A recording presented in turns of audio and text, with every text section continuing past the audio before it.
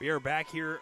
Apologies, we had some trouble as we got a touchdown by Zephaniah Rutherford. Hilanders jump out to the lead.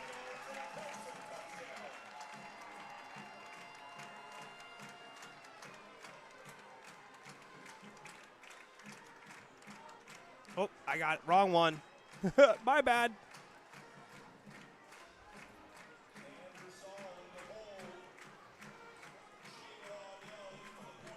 Zephaniah Rutherford with the touchdown. 6-0 Kelso, 7:50 to go.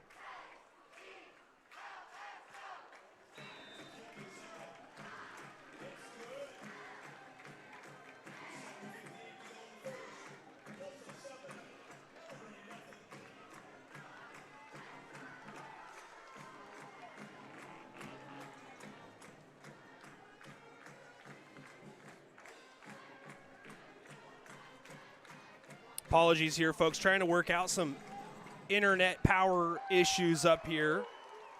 Just had it flash off a little while ago for no reason at all, so we lost our original stream link, which is never fun. Now we got to figure out a way to get everybody back.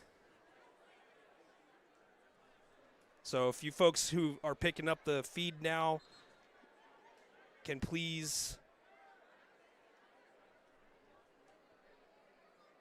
share it with the friends and family. 7-0 Kelso after the extra point was up and good. Number 1, Terrence Sarion, and number 8, Malachi Turner-Hodges. Kicking off for Kelso. 7:58 to go here in the opening quarter. Kelso scoring on the opening possession. A 3rd and 6 touchdown run by Zephaniah Rutherford.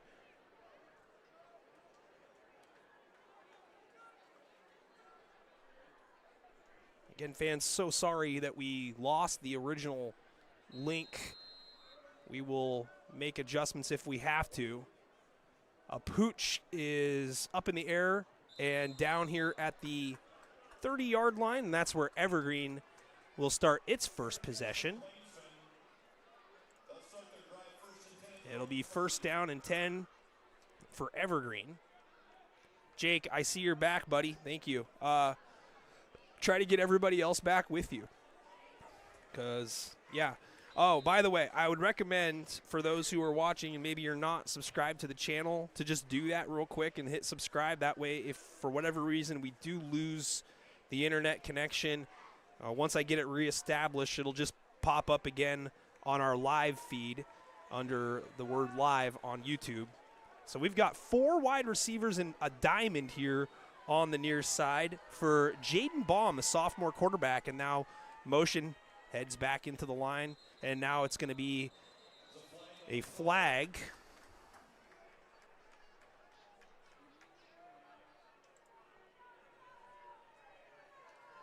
And we're going to see it's more than likely going to be a procedure penalty here against the Plainsmen.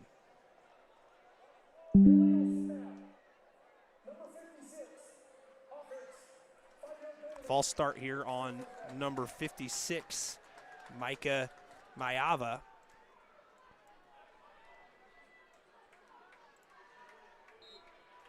So now the Plainsmen will go back to work here, and it's a little screen ball out to the near side, set up well, and pushing it out to about the 35-yard line is Damian Perez. So a nice 1st down play to get all of that penalty yardage back and more. It's going to end up being 2nd down and 5.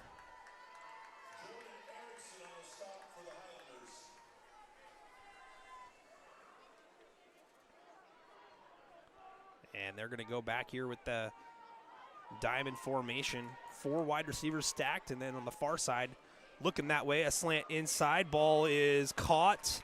And on that slant route, getting it to the 46-yard line is Terrence Sarion. And that's his first catch, and it's a 1st down for Evergreen.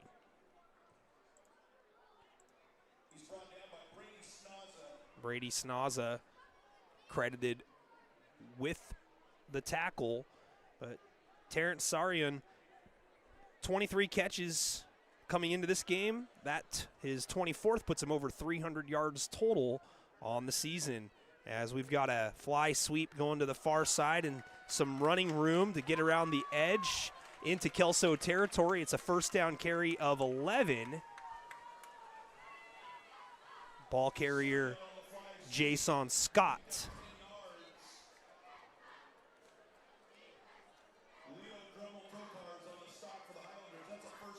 So another first down here for Evergreen. Back-to-back plays. They're still in the shotgun here. Motion coming across is the tight end Darren Schmidt as he sets up now on the near side split off the line, and it's a handoff going up the middle and a jump cut crossing the 35-yard line. A lot of good moves there by Damian Perez on that carry. That's good for another Plainsman first down. Kainoa Feely with the tackle and another first down, and it's Perez who is stuffed in the hole after a gain of about 2.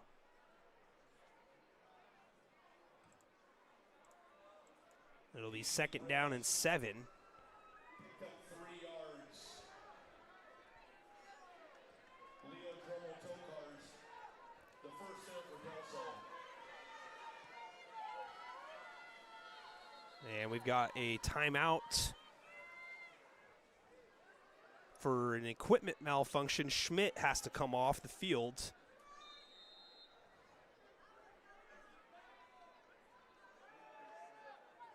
Back to pass, Baum pumps, double clutch, has a man caught.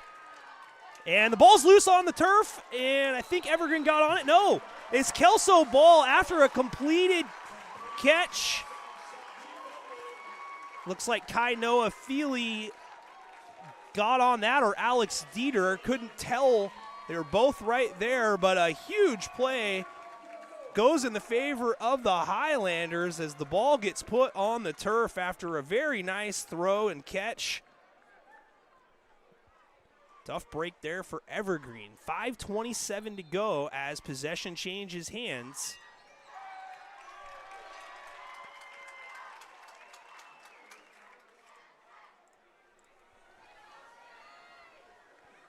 Now Kelso will start on their own 8-yard line. Dahl hands it off left side and patiently waiting for a hole to open up. It's a first down carry for Mason Hansen as he gets it out to the 20-yard line, a gain of 12. Hansen with a good start. Rutherford with the touchdown on the first drive for the Hilanders.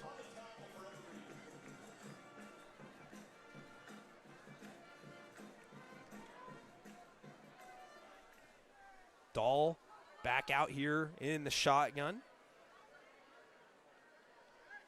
Got 3 to the near side here on a trips formation single at the top, and it's Hansen, the running back, and it's a fake screen. Keeper Dahl punishes the defender on the way down. A nice run there of about 10 yards, and they're going to stop the clock to think about it, and they're going to say first down. So it's another first down for the Hilanders,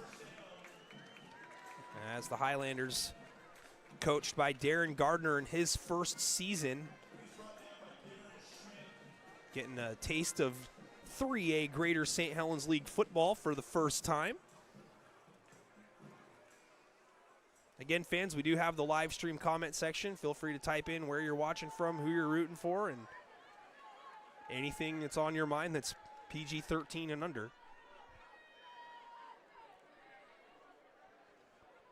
First and 10. Ball's on the carpet, picked up, and it's incomplete. It'll be second down and 10. Dahl's pass intended for Trevin Roller, incomplete. Second and 10. Well, fans, let's take a look here. Oh, wrong one. That says defense. Let's see. Well, we're going to have to come back to that. The defense. We'll have that loaded for you. It was supposed to be offense.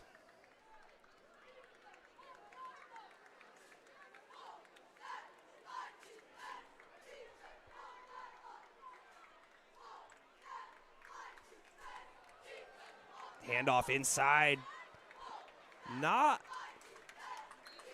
a lot of running room, but another great job there by Hansen to make something out of it there up the middle. A good gain of about 7, making this 3rd down and manageable.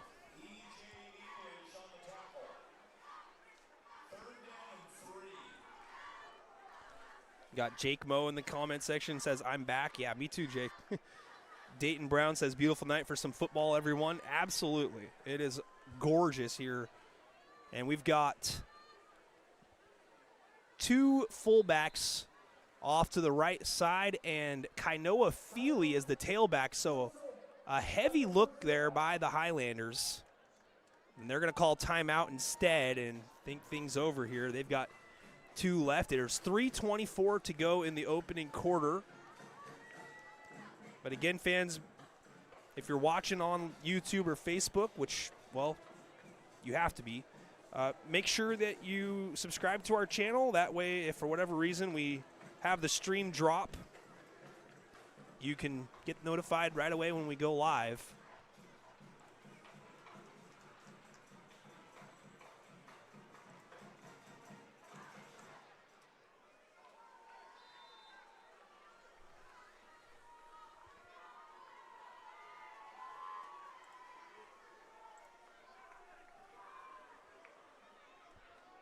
Third down and 3. Kelso trying to keep this drive going that started on their own 5-yard line. There's a pass out to the flat here, and Hoover is gobbled up. 3-on-3 out there. Jason Scott wins that battle. It's going to be a loss of about 2, maybe 3. A great play there. Not necessarily an open field tackle, but definitely a one-on-one tackle. 3 minutes to go here in the opening quarter. Kelso leading it 7-0, and they'll punt it away. Couldn't do anything with the possession after Evergreen fumbled inside the 10-yard line after a very good drive by Evergreen, by the way. It's going to be Terrence Sarion, the deep man, the BYU commit. They do have another over on the other side of the field, so 2 are back as this one is going to land down, and it's going to take an Evergreen bounce. Someone from the Highlanders has got to touch this, and then they're trying to pull an Evergreen player into the ball. I would be very surprised if they're going to give this ball to Kelso here. It looked as if he was clearly pushed into the ball and blocked into it. It's going to be Evergreen ball. Got to say honestly that I like that call. That's definitely the right decision. So it'll be Evergreen ball now. First and 10, Evergreen, at their own 44. And a good time now for everybody to check out the Kelso defense. Zayden Hoover, Alex Dieter, Brady Snaza, Jordan Erickson, Carter Huntley, Zephaniah Rutherford, Kainoa Feely, Blake Larwick, Bradley Jerome, Parker Stewart, and Kyle McCreary.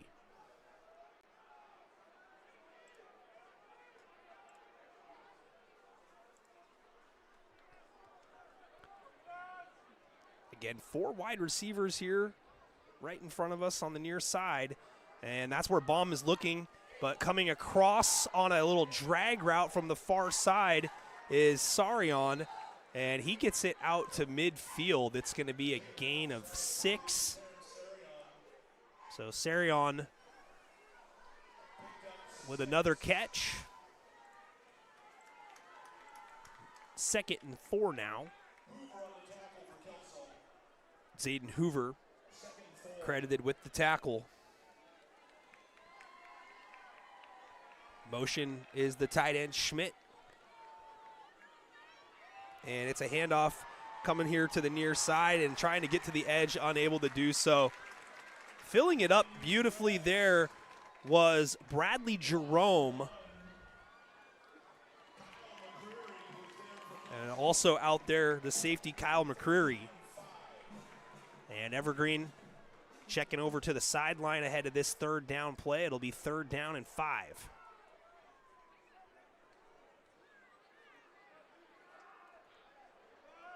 Empty formation. 5 wide receivers. 4-man rush. Baum under pressure. And that one is tipped, I believe, at the line of scrimmage. It was behind Sarion, who was the closest to it. And it's 4th down and 5. Good pressure there up the gut. And it looks like the special teams unit is going to hustle onto the field still with plenty of time on the play clock. With 1:03 on the game clock, Kelso figures to receive the ball back unless the Plainsmen opt to go with some trickonery. It's going to be Zayden Hoover set up deep for the Hilanders. And this punt is away, low, heading towards the near side. It takes a bounce. Hoover brings it in on the return, near sideline. Gets out of bounds, and he is going to get the 30-ish yard line, and that's where Kelso is going to set up shop for their next possession.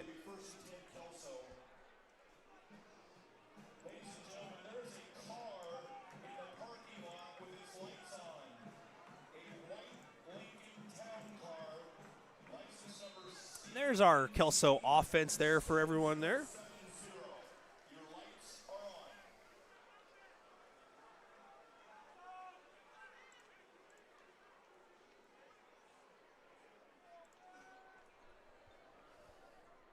First and 10. Handoff off the right side. Hansen covers the ball up as he's gang tackled after getting across the 35. Looks like he's going to be rewarded the 36-yard line. It's going to be 2nd down and 3. Second down, 3, Kelso.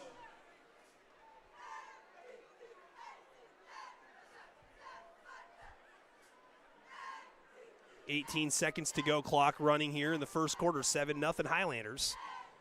Handoff and a nice patient run. Hansen not in a hurry, uses that to his advantage, reads the defense and the blocks very well, gets 4.5 yards. It's going to be a Highlanders first down here, and that's going to conclude the opening quarter. So it'll be Kelso ball 1st and 10 when we come back for the start of the second period. 7-0 Kelso, as we're going to step aside here for a quick second, and we'll be back after this message from our sponsor. Edward Jones is a proud sponsor of Longview Kelso Athletics streaming on N2 Media. Call financial advisor Ryan Littlefield at 360-916-4650 or visit him at 911 11th Avenue in Longview for all your investment needs. Edward Jones, member SIPC. Welcome back, ladies and gentlemen. Nick Sisson here on behalf of N2 Media, welcoming you to the second quarter of action between Kelso and Evergreen in an early season showdown in the Greater St. Helens 3A League. Kelso with a 7-0 lead. Evergreen had a lot of momentum going forward on its first possession, moving the ball down the field, but a fumble inside the 10-yard line after a completed catch gave Kelso the ball back. They since punted, but a good defensive stand by the Highlanders as Kelso is currently working on their third possession of the ball game, and some good running for Mason Hansen so far for the Highlanders as we flip sides of the field, and it's going to be a keeper off the edge, and Dahl is picking his spots well. Hit out of bounds right at midfield, and it looks like the right foot is going to maybe put this one in Evergreen territory. It's going to be 2nd down and 2. Darren Schmidt credited with the tackle.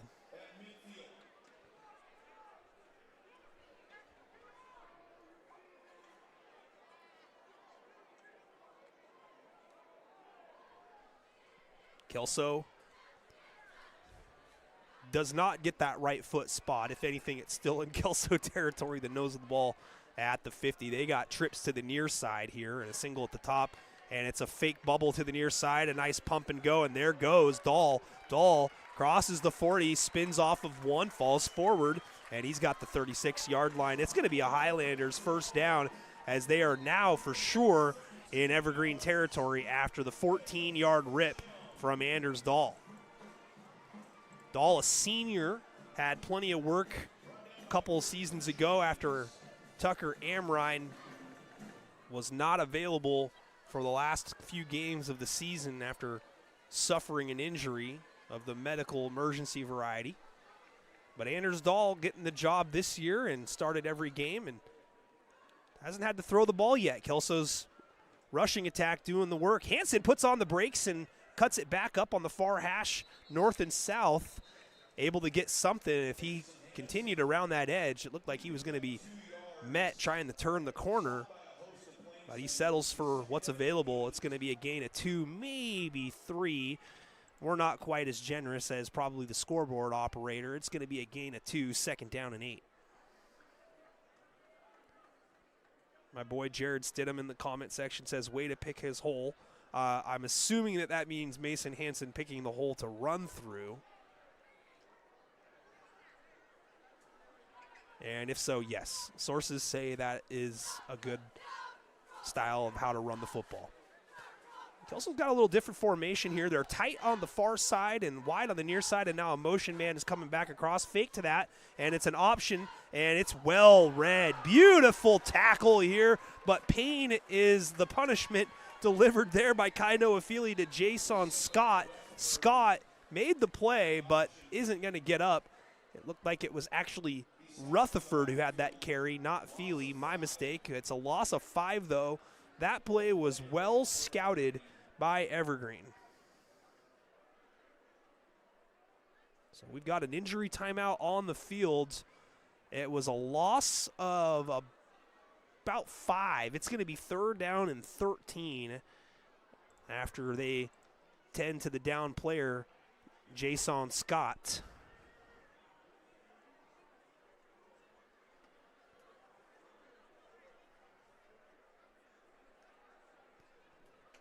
And he's going to be helped up. And now he's going to go back down. And he is favoring the left leg on his way off the field. It's going to be 3rd and 13 upcoming here with 10:14 to go in the second quarter.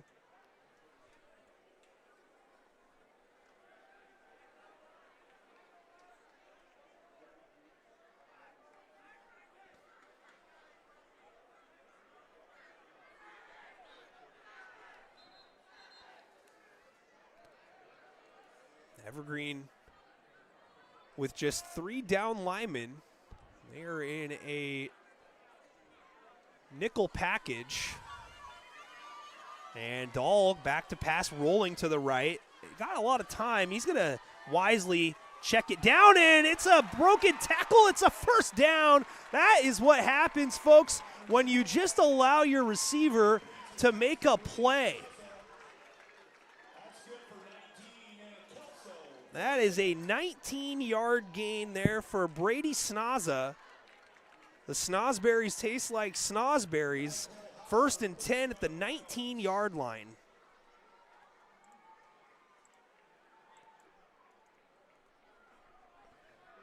And now it's going to be slot to the near side. 2 backs in the pistol for Dahl. And Hansen gets it. Up the middle, cuts. Hansen, stiff arms, trying to get off of that tackle. Might have got into the end zone if he did, but he is swung down at the 6. It's another 1st down carry, a gain of 13 for Hansen. 1st and goal, Hilanders.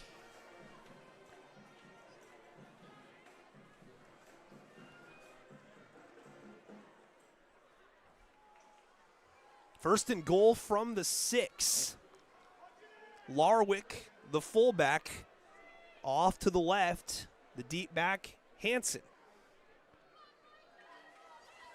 Hansen, no. Stuffed right away. Loss of maybe a yard.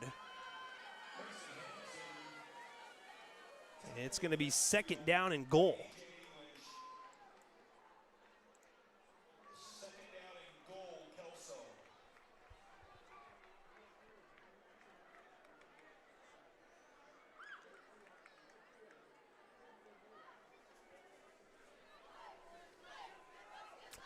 Now we got trips to the near side. They're going to try to spread the Plainsmen out here and work with a favorable hat-on-hat matchup somewhere.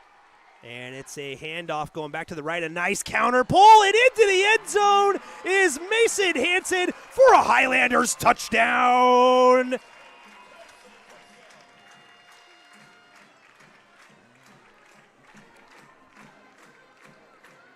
Mason Hansen from 7 yards out, and the Hilanders extend their lead 13-0.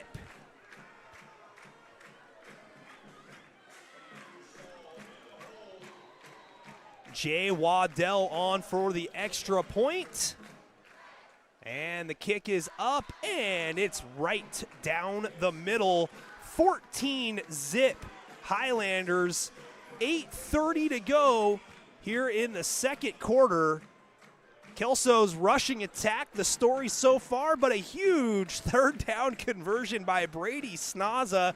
The check down on the far sideline. Anders Dahl had all day to roll out to that far side and find Snaza unguarded. So Evergreen's going to have to batten down the hatches on the defensive side of the ball. They've got plenty of offensive firepower and a lot of time to go here in this one. 8:30 to go.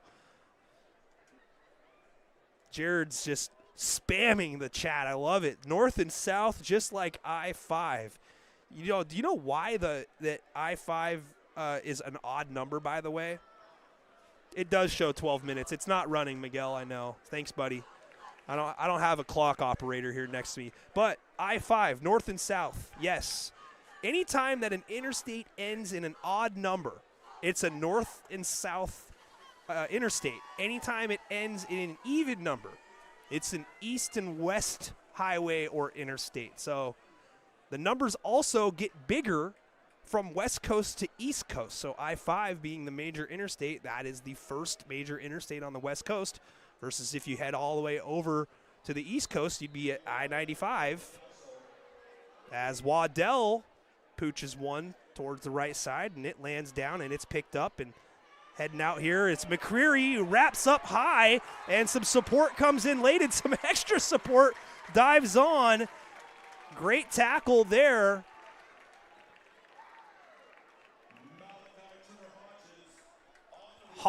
Turner Hodges with the return. Evergreen has possession and will start at their own 25-yard line, trailing 14-0.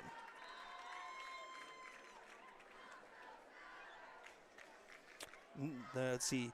Only the best reviews says calm down Farva. Is that like is that a typo, like Farv, like Brett Favre, or Farva like Super Troopers? Because, yeah, I definitely, don't identify as a Farva. Bomb loads up deep, has a man wide open, but it's underthrown. Did he keep the feet inbounds? No. Looking for Terrence Sarion, and Sarion not able to pull that one in. But he had a step. The ball was just a little bit underthrown. Looks like there's a flag actually down in the backfield. And it's going to be on Evergreen. Holding is the call. It's going to be first down and 20.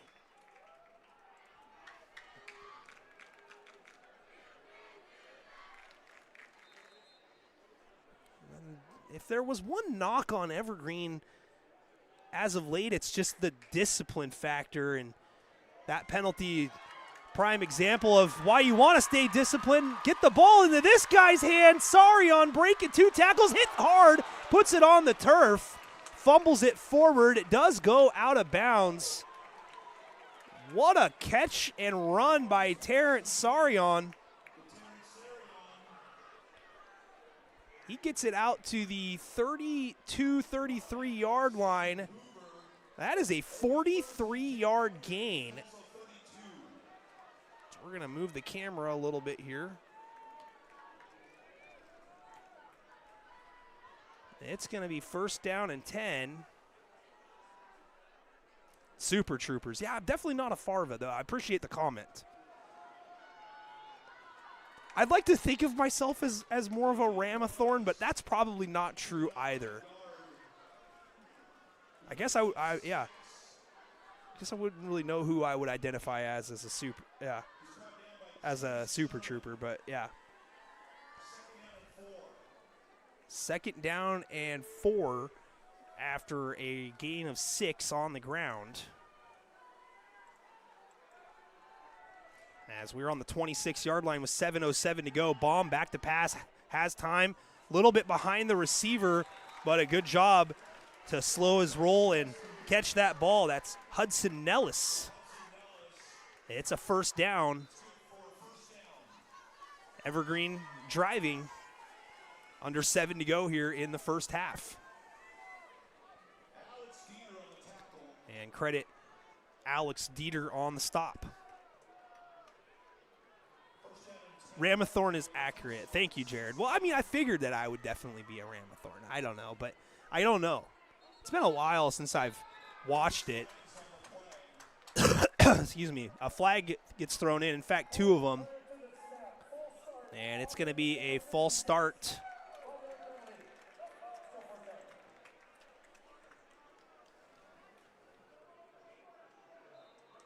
I trust your judgment, by the way, Jared Stidham. Jared Caldwell's on the Facebook comment section and said, missed that screen pass.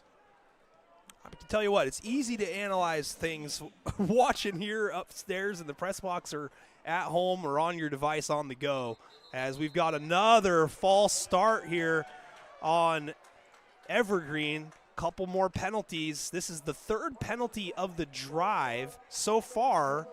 They haven't really paid the price for it because Terrence Sarion is just putting in some work tonight. We all expected that, though, heading into this ball game. Committed to BYU as wide receiver. Once a Husky commit, Jared, that would definitely make you smile ear to ear. Another Husky leaving from UW to BYU. It's kind of like that Puka Nakua thing, as 1st and 20, Baum with all day to throw. And finds his receiver, it's Sarion, and he has got the penalty yardage almost all back. It's going to be a gain of 8 or 9 on the out route, but you can definitely tell who Baum's favorite target is and why not. Dayton's drinking a liter of cola while watching the game. Well, if you're drinking a liter of cola here in the States, it's obviously the pure sugarcane Coca-Cola from Mexico, or I guess they also have Sprite or Fanta, and that's a litro, 33.8 ounces. As 2nd and 12, Baum has an open receiver, and it's a 1st and goal catch. It's going to be at the 3-yard line, and it's Sarion again. Might want to guard that guy if you're the Hilanders.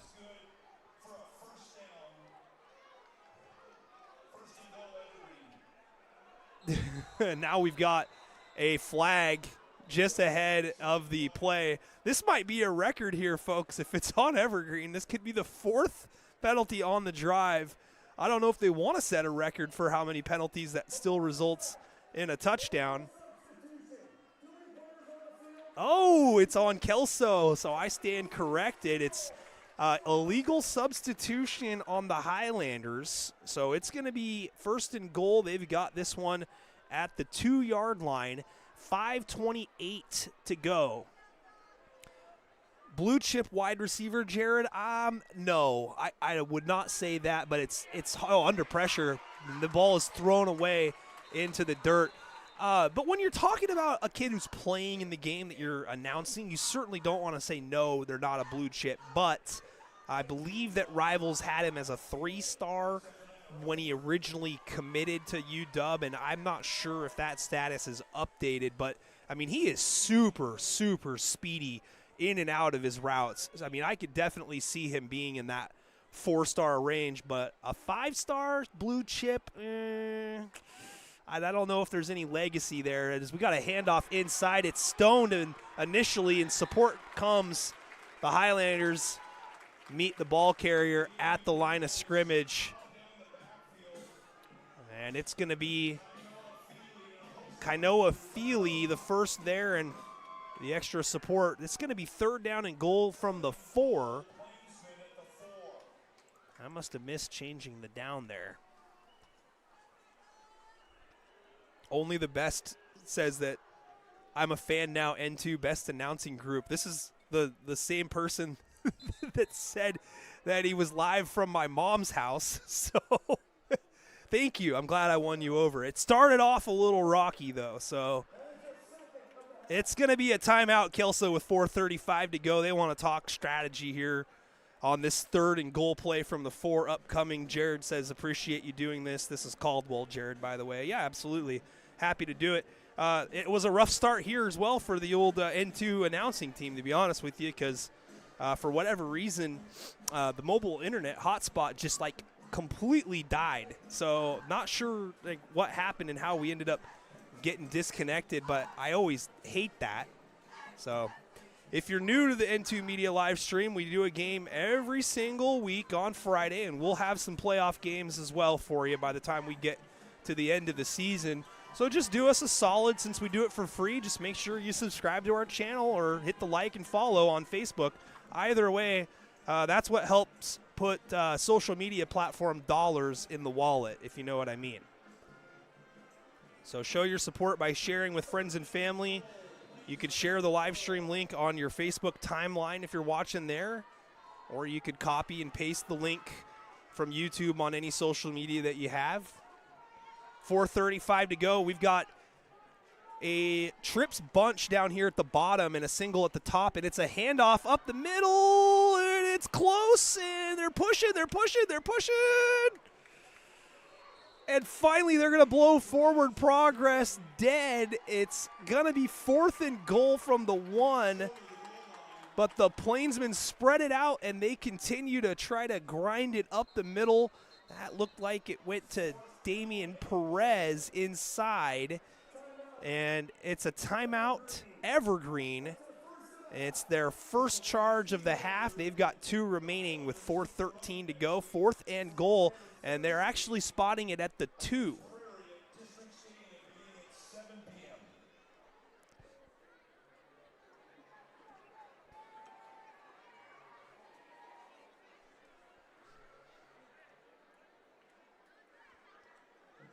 Jared says slant watch inside. Yes. I think at this point, you know, you're going to probably see Kelso go one-on-one with Sarion, no matter where he's at lined up. I think Evergreen's done a pretty good job of mixing up over the last few plays the run here. They're definitely making the Hilanders honor it. And we're going to go Wildcat here, so they're going to have to guard Sarion somehow because he's getting the snap here, folks, and he's just running straight, and he's in. Touchdown, Plainsmen. That was quick and easy for the BYU commit, Terrence Sarion, as the Plainsmen get on the board. 14-6 PAT pending with 4:09 to go in the first half.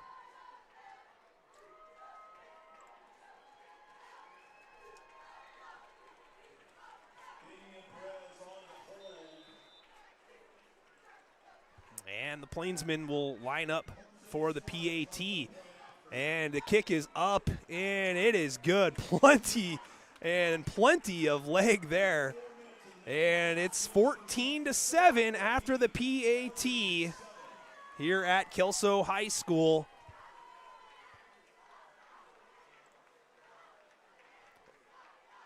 Nope. I gave that one extra point to Kelso instead, so we'll switch it back. Big Ben sneak. I'll tell you what, if there was ever a polar opposite of Big Ben, it's Terrence Sarion. That's for sure.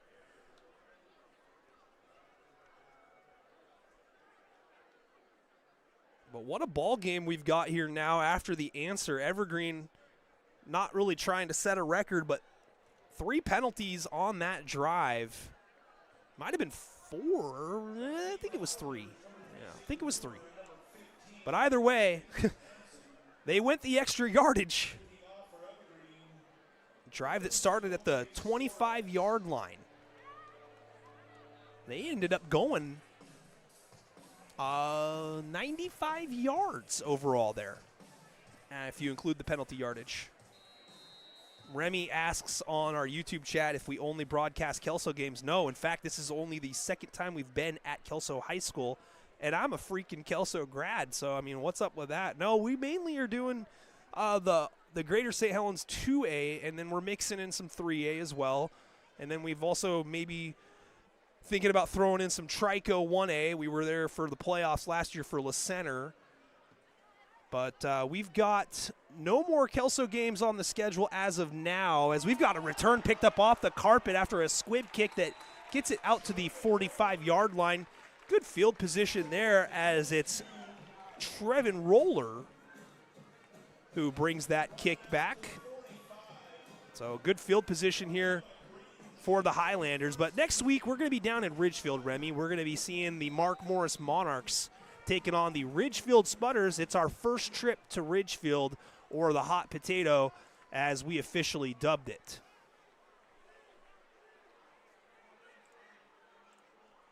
And that kickoff is at 7 o'clock next Friday, as the action is literally right down the line here in front of us. And Hansen jump cuts in the hole. He's got 3, maybe 4.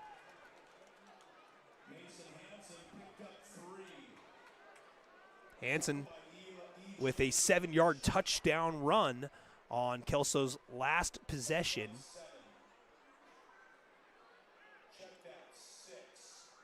It'll be 2nd down and 6 after the gain of 4. And officially we got 3:33 on the clock. First half coming down. Handoff Hansen. Hansen had a hole initially and just bursted right through instead of his patient analyzing attack. He just hit the hole hard there and picks up 3 more. It's going to be 3rd and a long 3. Evergreen looking to get a stop and get the ball back to its offense that just carved up 95 yards of real estate. You got to imagine that the Kelso defense might have their hands on their hips a little bit here, but with the ball officially in Evergreen territory right now, you might see the the Highlanders just go 2 plays here to try to pick this first down up. Dahl, hands, Rutherford stopped after a very short gain.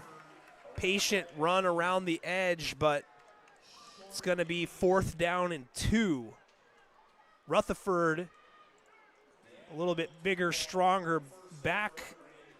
And he's already got a touchdown run himself on a 3rd down and 6 back in the first quarter. That's what got the scoring started. And now Kelso winding it down, 2:03 to go, and it looks like they're going to line up to go for it. Kelso does have a timeout here. So if you're Evergreen, you got to stay disciplined, because I have a feeling Kelso is going to go hard count here, and they're going to call timeout. Heavy formation. And they do go hard count. And Evergreen does not jump. And they're still barking out signals, and there's the timeout. All right, just for that, someone's going to have to donate me a schmeckel. Oh, our cord came loose a little bit there. There is a timeout, Kelso, after the hard count. I win, 14-7 to score with 1:35 left. Kelso has a decision to make here. This is a tough decision, honestly, here. I don't know if you guys want to type into the comment section real quick. Go for it or punt. I don't know. I feel like on the heels of giving up a touchdown and you're right at midfield, it's hard decision. I think personally, if this was a game of Madden or college football on Xbox, I'm going for it. In this situation, I'm punting it. I'm going to put my defense back out there and hope to pin Evergreen deep. They do have two timeouts left, the Plainsmen, and the clock does stop after first downs to set the ball. Yeah. Brian says go for it.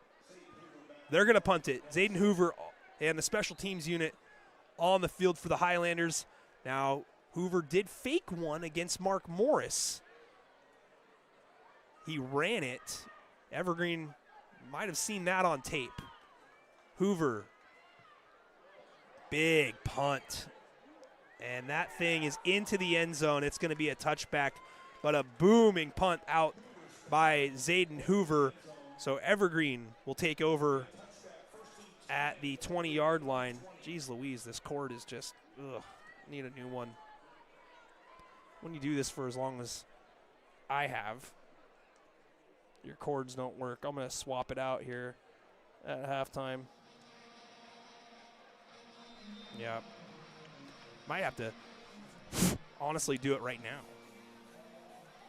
Stay with me. Yep, thank you, Brian. That's why I like the comment section, honestly.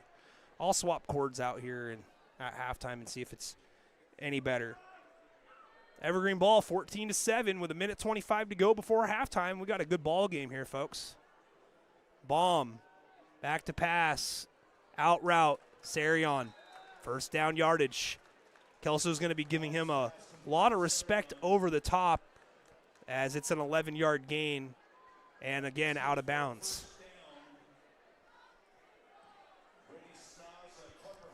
Snaza credited with the tackle.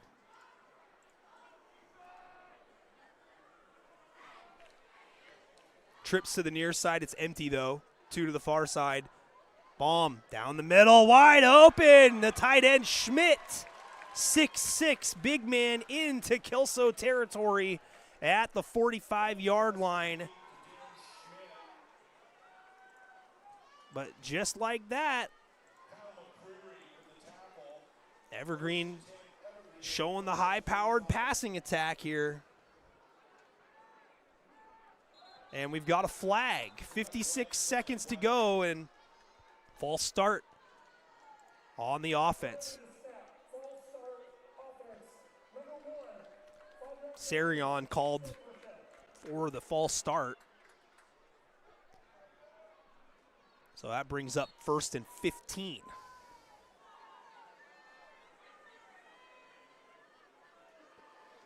Again, fans, thank you so much for being with me here tonight on the live stream. Be sure to continue to type in your thoughts, prayers, hopes, dreams, favorite color.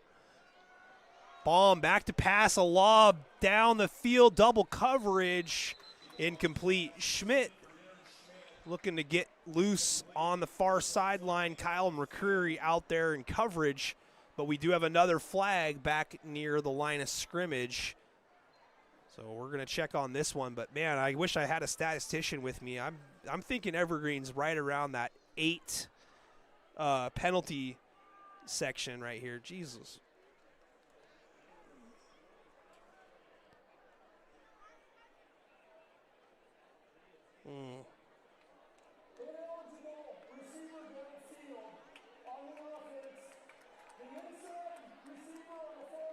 Ineligible receiver.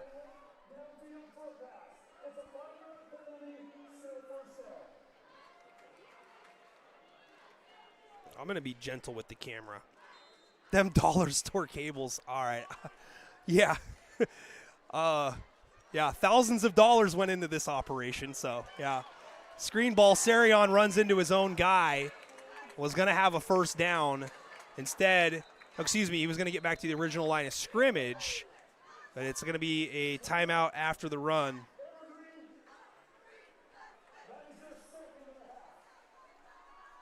All right, don't be alarmed during the timeout. I'm going to change my cord real quick. I've got a few of them, and they ain't dollar store, all right? You can just chill with that. I unplugged it this time.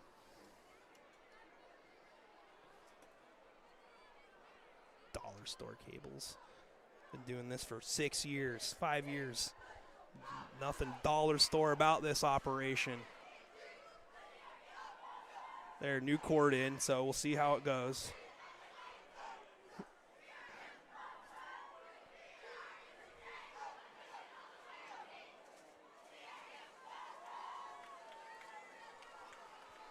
All right.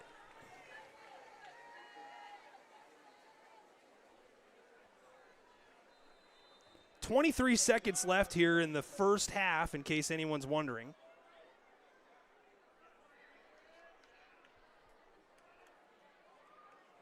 Fake handoff on the play action. Baum loading up, going deep, near side.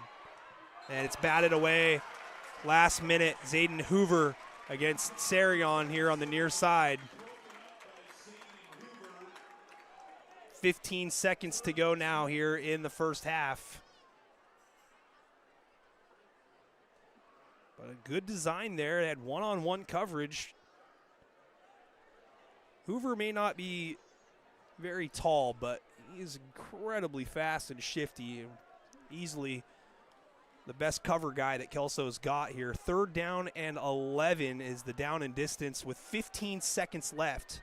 And it's a quick pass outside, and a flag is down near the line of scrimmage again. Sarion has the catch, and he's out of bounds, but we'll check on the flag.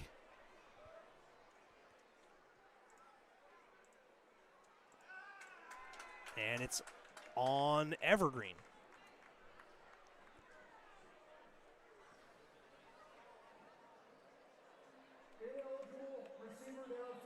Ineligible downfield.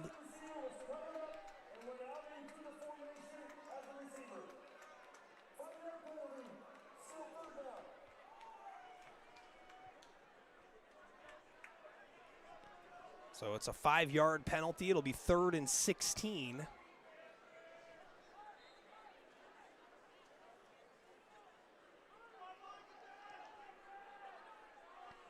Ten seconds left. Another deep ball, well covered, intercepted. On the interception is number 14, Carter Huntley, as Kelso will take over with 2 seconds to go in the opening half. More than likely the Highlanders are going to come out here and take a knee and head into the locker room with a 7-point lead. It's one of them situations where you got to throw the ball up and give a guy a chance to make a play, and that's exactly what Baum does, and no fault of his own on the interception. 14-7, Kelso, as they go into offensive formation here. Let's see if they decide to run a play, but Dahl is under center, and he's been in the pistol the entire time. As we've got a little confusion, the Highlanders late getting the personnel on the field. It doesn't matter. That's going to do it for the first half here, ladies and gentlemen. 14-7 your score at Schroeder Field. Got a good one here heading into the second half.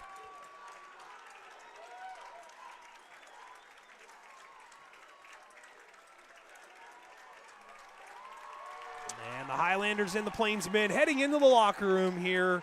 15 minutes till the start of the second half. I'm going to step aside for a quick 30-second timeout and be back in just a couple moments.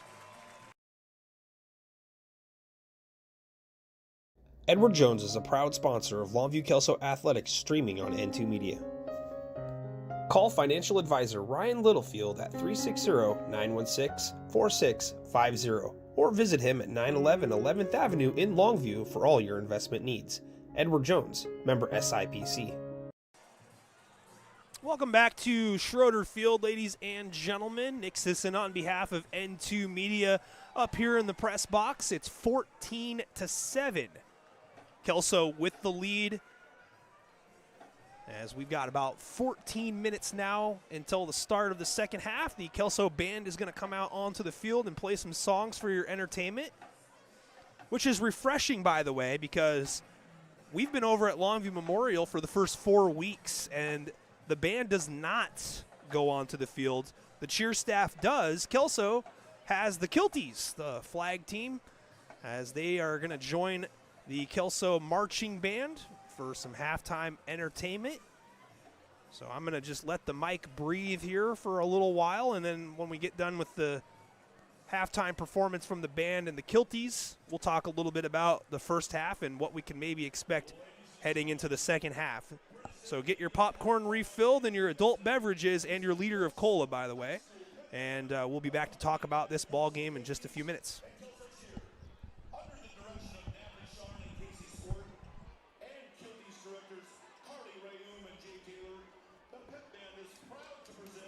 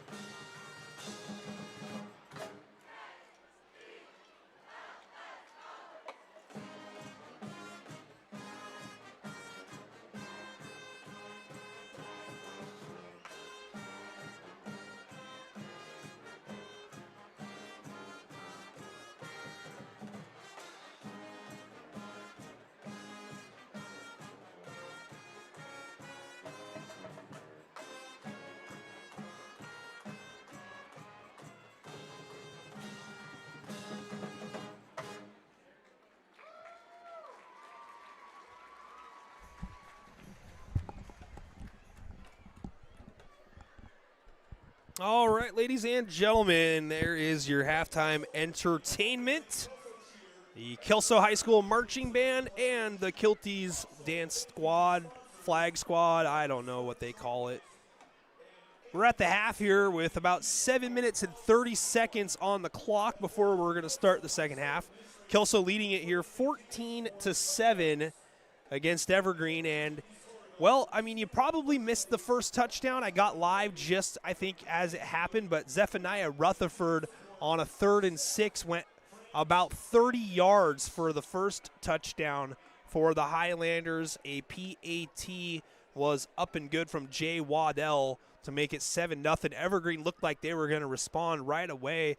A catch and run inside the 10-yard line for the Hilanders was fumbled away, and the Hilanders jumped on it to take possession. They ultimately didn't do anything with it, punted the ball back. But Kelso came up with their first defensive stop and forced an Evergreen punt right after that. Kelso took possession, and they grinded out a drive, and it ended up being paid off in the second quarter with a 7-yard touchdown run by Mason Hansen. PAT again by Waddell made it 14-0 Hilanders second quarter. Evergreen went on a long drive and actually went about 95 yards. Terrence Sarion had 65 yards receiving on the drive and ended up capping the drive on a 4th and goal from the 2 with a wildcat run up the middle, and a PAT was up and good by Jose Suarez to make it 14-7. Kelso punted the ball away after driving it to midfield. Evergreen couldn't do anything with it. A Hail Mary just before halftime was intercepted by Carter Huntley, and then a knee got us here into the locker room with the score where we're at 14-7. Now to the live stream comment section. My man, only the best rep_reviews. By the way, sorry about the reporting live from your mama's house. Hey, don't even sweat it. I think it's great. I love the interaction with the fans, and I mean, it's cool. It's cool. We're good. Farva vibes, though. I don't know, man. I just can't get behind that. I'm sorry. Farva vibes is bad. I'm not a fan. Yeah, that right there, that hurts more than the your mama's house thing. I can tell you that much. Like Jared said earlier, I think I'd fancy myself more of a Ramathorn, you know. But I could see the playfulness. We got some good fans here in the live stream comment section. We had a liter of cola comment. I don't have a liter of cola. I got a 20-ounce water. But so some score updates. Let's talk about what's going on around the area here. Mountain View and Prairie. It was ugly early and often. 55-6 was the last score that I got from that ball game down at McKenzie Stadium. But I mean, Prairie, they're the next opponent for Kelso on a Thursday night, next Thursday. Boy, I don't want to tell anybody to look ahead or anything, but that looks like it's going to be a difficult game for the Hilanders and a difficult game for anybody. Prairie looks very good. Heritage was leading 7-0 against Shelton the last that I checked, and Heritage undefeated so far this season and looking to possibly get into the playoffs this year. It'd be a nice step in the direction for the Timberwolves, but a lot of work to do here still as we're in the very early parts of the league schedule, this being the first league game of the year. Over at Longview Memorial Stadium, it's Columbia River 28 and RA Long 0 at halftime over at the RA Long homecoming. And Mark Morris was leading down in Kiggins Bowl 27-15. And Jake Moe helps me out 56-9 on that Prairie and Mountain View score. Thank you, Jake. I appreciate that.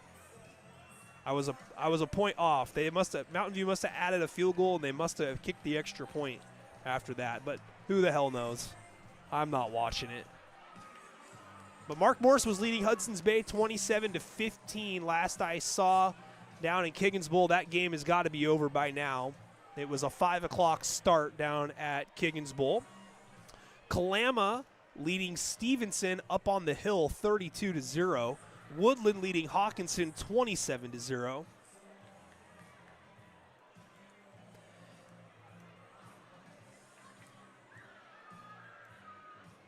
Looking here in the recent comment here from Only the Best, and yeah, Union versus Battleground, that was a great game.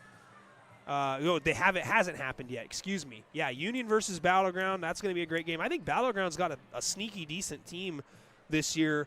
I know that the loss to Cascade Christian last week, like it's a 1A opponent, it doesn't look great, but they're actually a pretty solid team, Cascade Christian. And don't be shocked if Cascade Christian is at the very least a quarterfinalist in the 1A class, although anything can happen.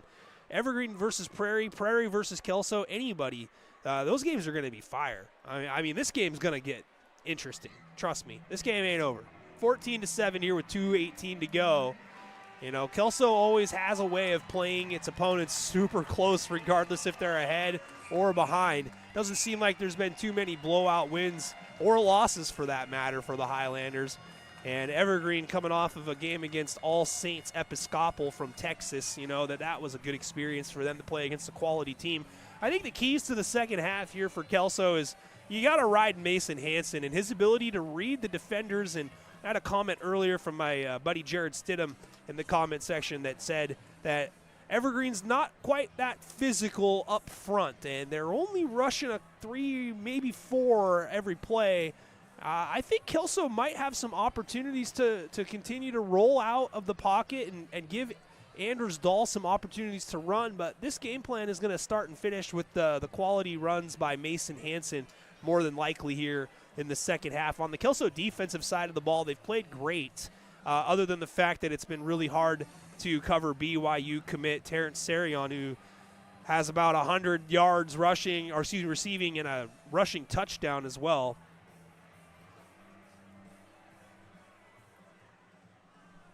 Evergreen looks like they are having some trouble staying disciplined. You got to wonder what the conversation was like with head coach Christian Swain and others in the locker room about making sure that the linemen aren't, 1, moving before the snap and getting a false start called against them, or 2, being ineligible downfield during a pass that's completed down the field to Sarion.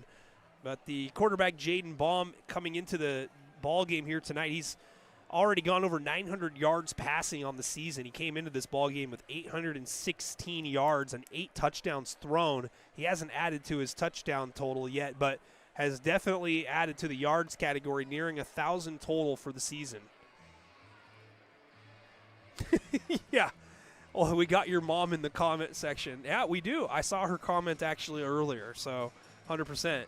Camas and Coeur d'Alene tied at 7, according to my man Jake Moe.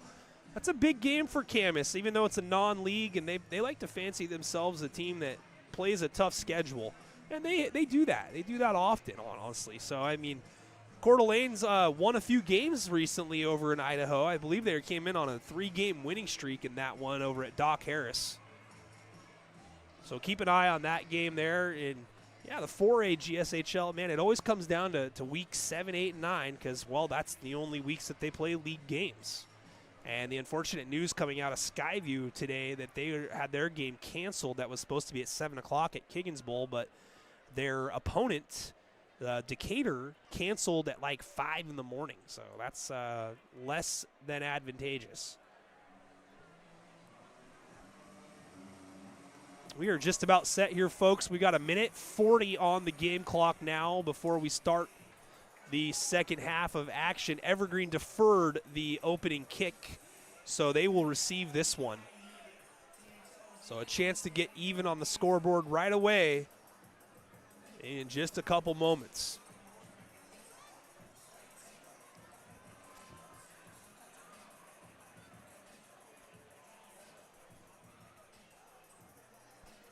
Aberdeen and WF West tied at 21, according to Jake. And you know what, Jake? I've been watching. Aberdeen is not bad this year. They're actually pretty good. You know, they are going to be a tough team for anybody if they're going to come out of the EVCO this year. When it comes to the GSHL crossover games, yeah, Aberdeen is looking tough.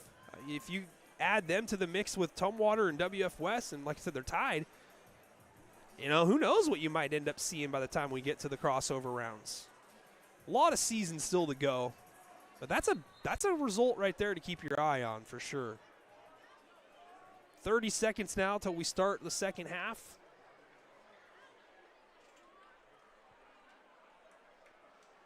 And only the best can rest easy, knowing that I did swap that cord out. I might swap the old one back, though, just to test my luck, since I got these all at the dollar store. You let me know where you find a 4K cable, HDMI cable at the dollar store. If you do, I promise you can send it to me and I will use it in a game. We will see. We will put that to the test. It's more like a dollar store announcer more than the equipment. This is like the Whole Foods or the Trader Joe's of stream setups. I can assure you of that.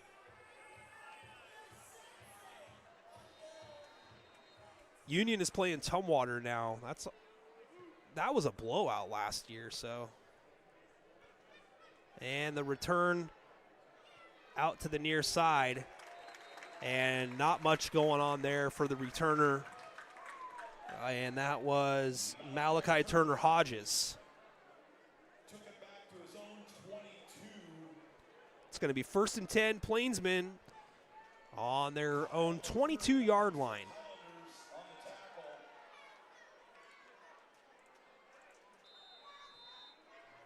First down and 10 Plainsmen. Not sure of the score. Well, Jake will probably figure it out for us, Jake.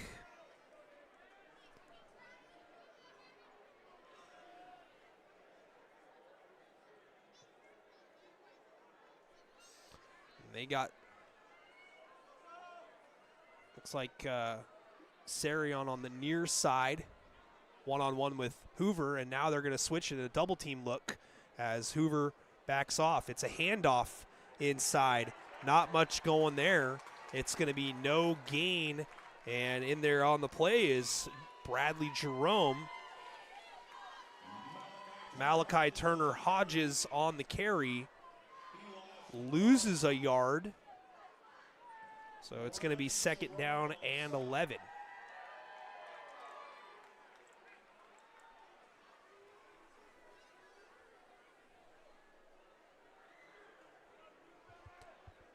Slot to the far side. And looking that way, Baum finds the receiver. It's the tight end, Schmidt. Schmidt finds a soft spot and sits down at the 26-yard line. Gain of roughly 6, I would say. 3rd down and 5.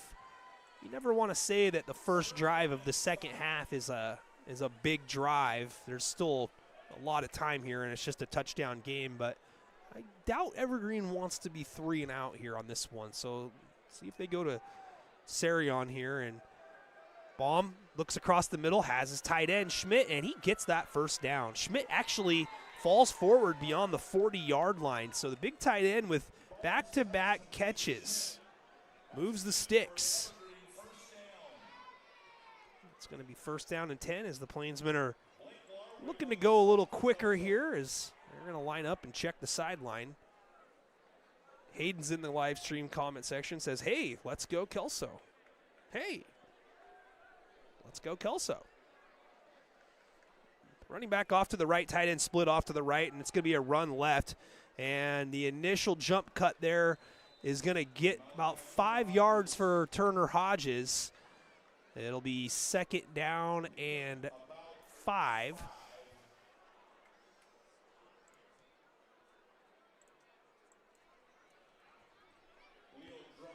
$9:50 to go here in the 3rd quarter. 2nd and 5 Plainsmen.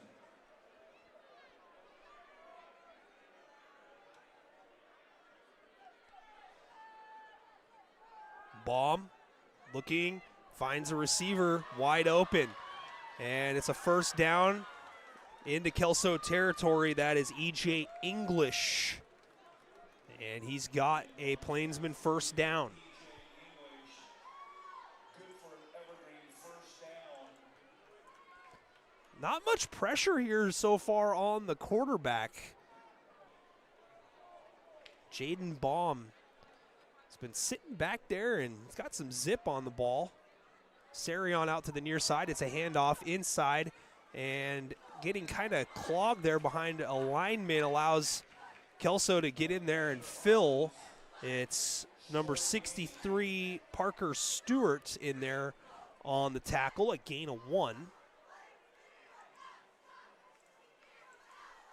Second and 9.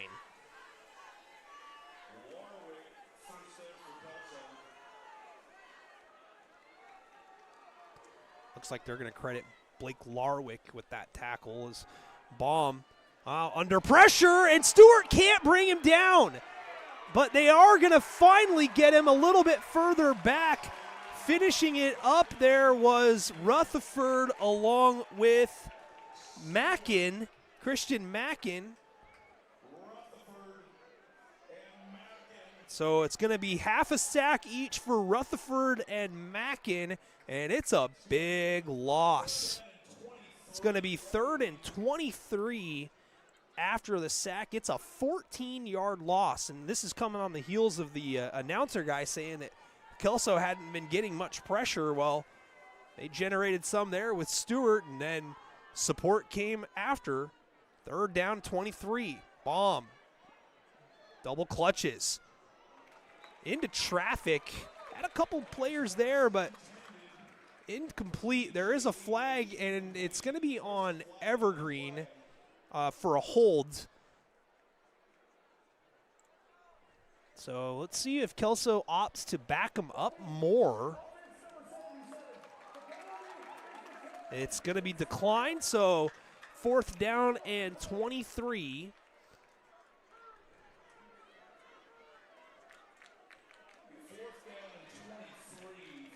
Evergreen's going to switch out the offense for the special teams. Zayden Hoover back to receive for the Highlanders. 7:44 to go here in the 3rd quarter.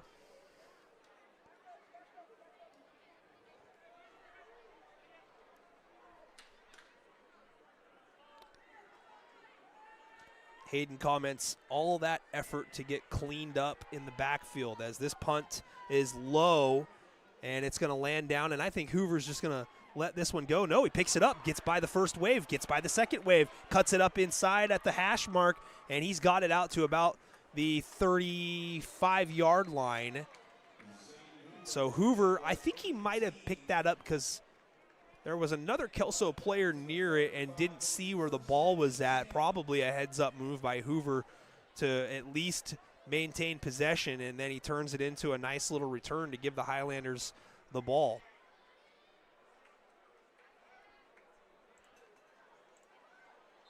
First and 10 Highlanders here, their first possession of the second half.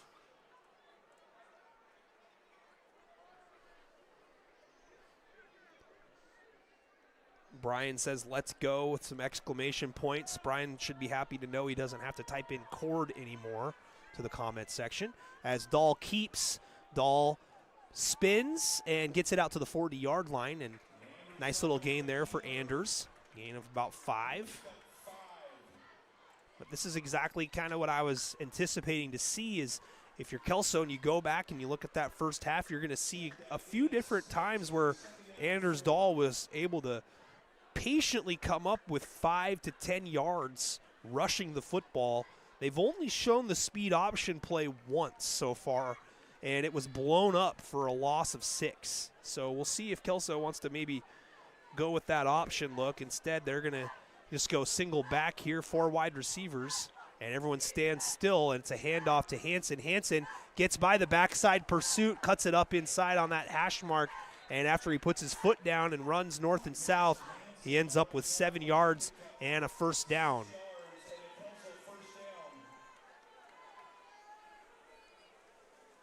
Kelso yet to get called for an offensive penalty.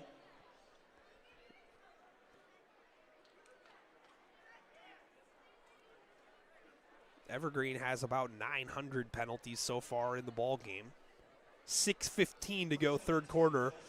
Kelso's going to look to chew up this clock and hopefully for them pay off the drive with a tutty right down the line here in front of us. We're going to go close as this is a tight formation for the Highlanders. And it's a handoff inside. Rutherford dives over the first tackler, and he picks up 2. It was Damian Perez on the tackle after the gain of 2.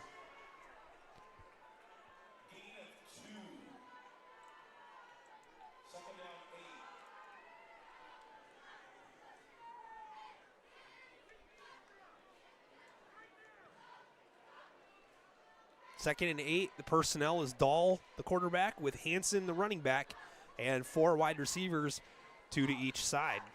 Kelso's wide receivers have been blockers more than anything tonight. And on this second and 8, and they're going to pull, and they're going to keep and throw to the far side, and we've got a first down, I believe. Snaza with the reception. And ultimately, I think that the official is not going to give him the yardage. Out of bounds, a yard in front of the first down marker. Snaza made a big play earlier on a similar play, except it was a rollout where he sat down on the far sideline, and he made something out of nothing. It wasn't nothing, but he definitely made a couple guys miss for a big first down that kept Kelso's drive alive. Right there, you might have liked to have seen him just put his head down and get that first down right there, and it's going to be a keeper. Dahl gets enough and gets across the 40. He is at the 38-yard line. Clock's going to stop for another Highlanders first down. 7 yards the gain for Dahl. Ball spotted now on the 38. First and 10 Highlanders. The clock continuing to chew here in the third. Under 5 to go. Eric comments on Facebook, says, classic old school Greater St. Helens matchup.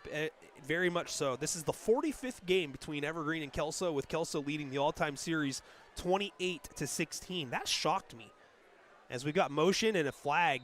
And remember how I said that Kelso hadn't had its first offensive penalty all game, hadn't had an offensive penalty. Well, now they get their first right here. It's going to be a false start against the Highlanders.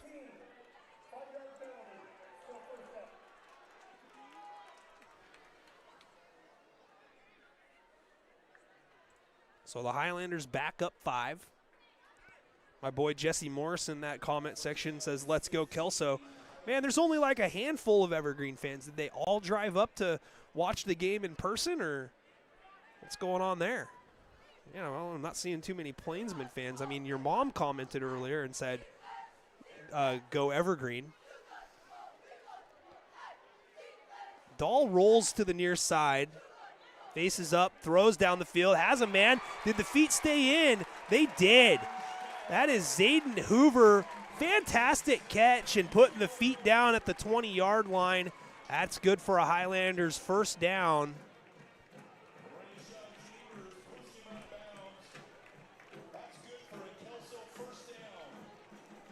We're going to reposition our camera here. They don't have the greatest angles here up at the press box. So let's go ahead and get it dialed in right now for this first and 10 play. In motion, clearing the line, now looking to the far side. Dahl gets underneath the first and pitches out to Hansen. Hansen turns the corner, and he's into the end zone! Touchdown, Kelso! There is a flag, though. It's probably coming back. Man, one of those plays where you probably didn't need to do that in order for the running back to get in. If it is indeed a hold, then the Highlanders not celebrating at the moment. So we'll see what.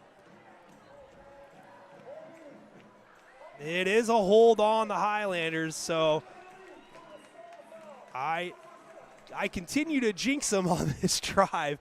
This is a spot of the foul holding call. So it'll remain first down and first and 14.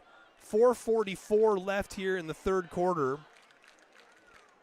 Man, I talked about it earlier too on this drive about the option play. They hadn't really been running it, and that time ran it to perfection. Mason Hansen getting into the end zone, but obviously the blocking too good.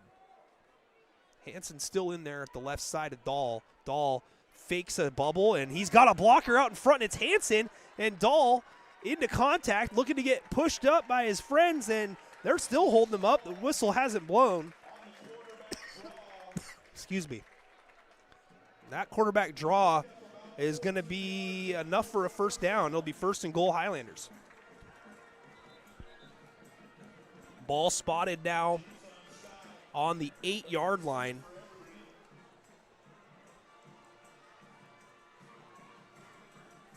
First and goal, Kelso at the Evergreen 4:17 to go, third quarter. Kelso driving inside the 10-yard line. 1st and goal from the 8. A lot of Dahl here on this drive. Handoff, Hansen, bottled up right near the line of scrimmage. Maybe one for Mason Hansen. But Dahl has come alive here with his legs in the third quarter on this first drive of the second half for the Highlanders, as Zayden Hoover is going to check in for Brady Snaza.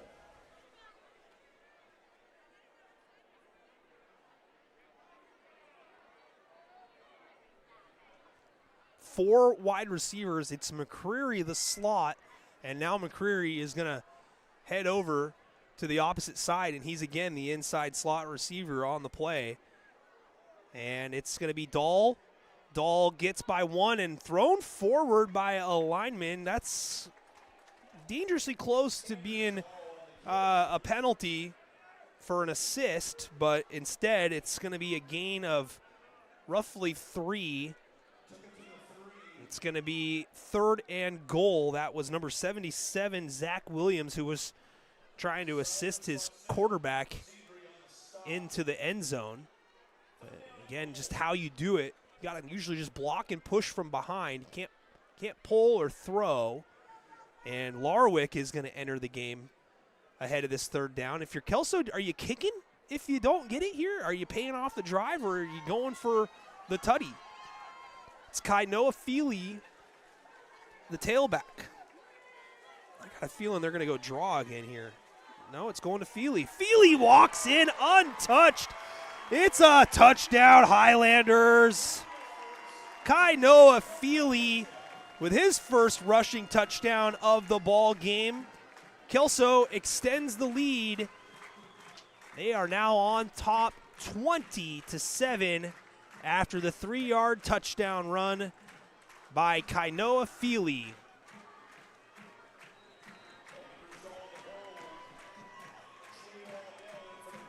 And it's Jay Waddell on for the PAT, and it is up and good.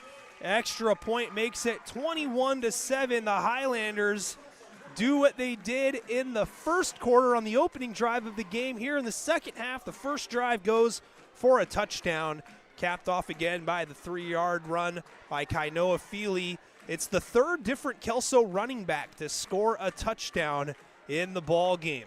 So the by-committee approach that head coach Darren Gardner told us about in the preseason rings true tonight with a couple different options, even though Feely and Rutherford haven't had the carries of the likes of Hansen and even Dahl. But Kelso is spreading the wealth right now, running the ball, and they're playing Kelso football, grinding out drives. With 2:28 to go in the third quarter, Highlanders back on top here by 14.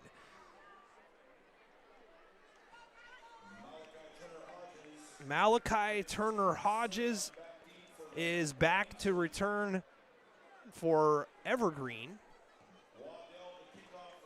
And Jay Waddell to kick off. Also on the far side is Terrence Sarion.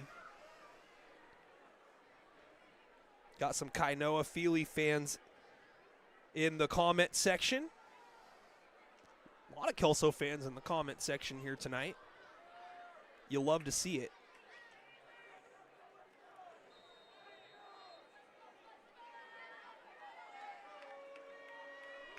And this kick is end over end and short, fielded by one of the upbacks.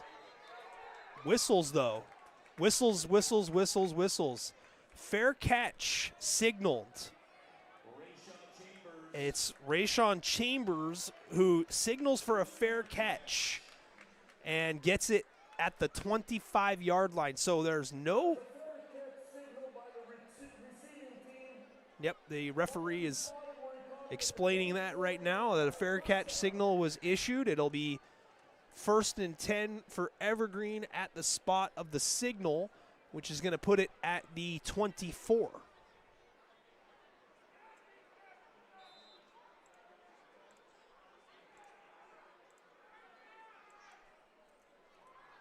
First and 10, Evergreen now.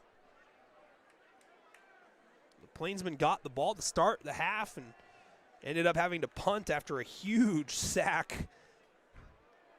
And it's a fly sweep. Sarion takes it, and he's got the first down shoved down to the ground after getting the spot that he needed for that first down. And unless the referee's going to move it back. Oh, it looks like, I'm not on the far sideline, but that looked like first down yardage. It looks like they're going to say he stepped out just in front. So it'll be 2nd down and 1.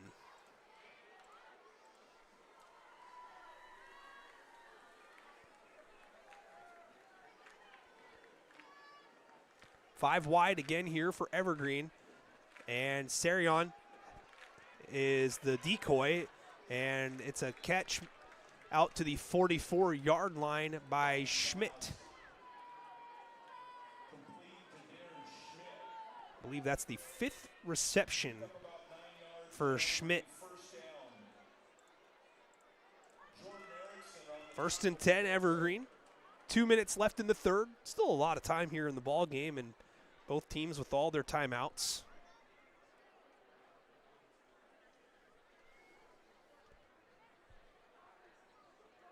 Jaden Baum, the quarterback, fakes a handoff, throws a little bubble look and a good block, but a great job getting off that block and coming up with the tackle by Carter Huntley.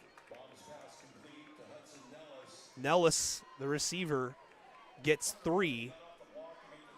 But that was a big tackle there by Huntley. Otherwise, might have another first down there for Evergreen. But Huntley's got an INT on a Hail Mary just at the end of the first half, and great job playing that one. Pressure. And it's oh no, it's not. It was gonna be a pick 6 for Alex Dieter as he read that one beautifully. Trying to go to Schmidt. Schmidt has been sitting down in the zone often here in the ball game, and Dieter, wise to it, is going to be thinking about that one tonight.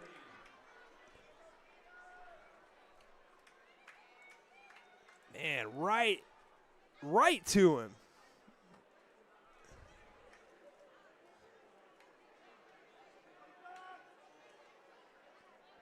Third down and 7 now with 1:07 to go in the third. Baum back to pass, under pressure, trying to escape it. He is wrapped, he throws, and it's incomplete. Heads up there by Baum to throw the ball into the direction of Nellis, but unable to get it to a spot where he could get his hands on it. And Evergreen still on their own end at the Plainsmen 47. They're leaving the offense out there with 58 seconds to go in the third. Kind of get the feeling that they don't really trust what their offense or their defense is able to do right now to get the ball back for them. So they're leaving the offense out there. They've got trips to the near side.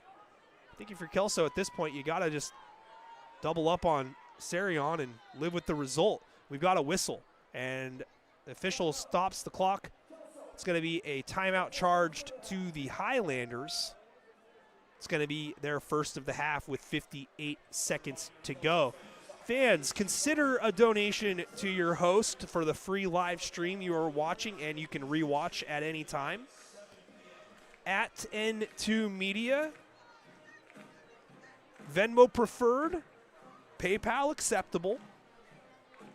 But if you have an extra $1 for a new 4K HDMI cable that I can go pick up at Dollar General, please donate it and send it my way. It helps pay the bills, along with our good sponsors at Edward Jones. And stick around, folks, for the Cowlitz PUD post-game show brought to you by Cowlitz PUD, your power. But again, fans, thank you so much for joining us here tonight. Venmo preferred, PayPal acceptable.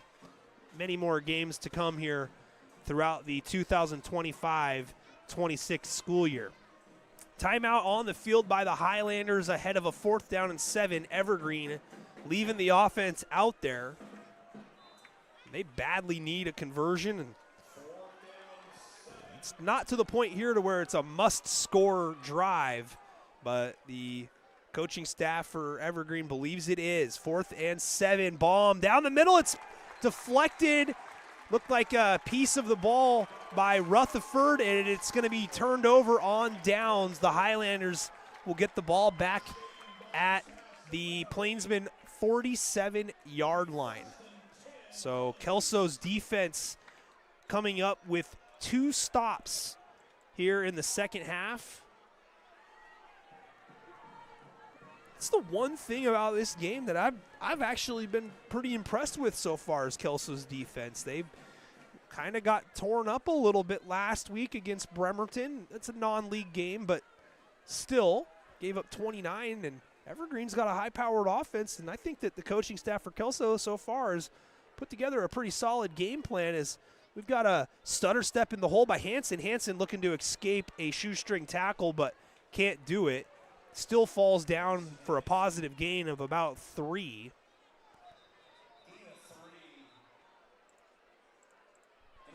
And we do have a player down. So there's going to be a stoppage here to check on the down player. Hayden with a great comment says Kelso getting pressure. Yeah, that's been the difference, is Kelso starting to get pressure on the QB and not as much time to sit back. And right now they're just keying on Terrence Sarion, who's been effective throughout the ball game for the Plainsmen. And let's see who the down player is who's favoring his right foot. It's unfortunately number 4, Damian Perez. Perez, a 5'8" junior. And he's able to walk off on his own power and put some weight down.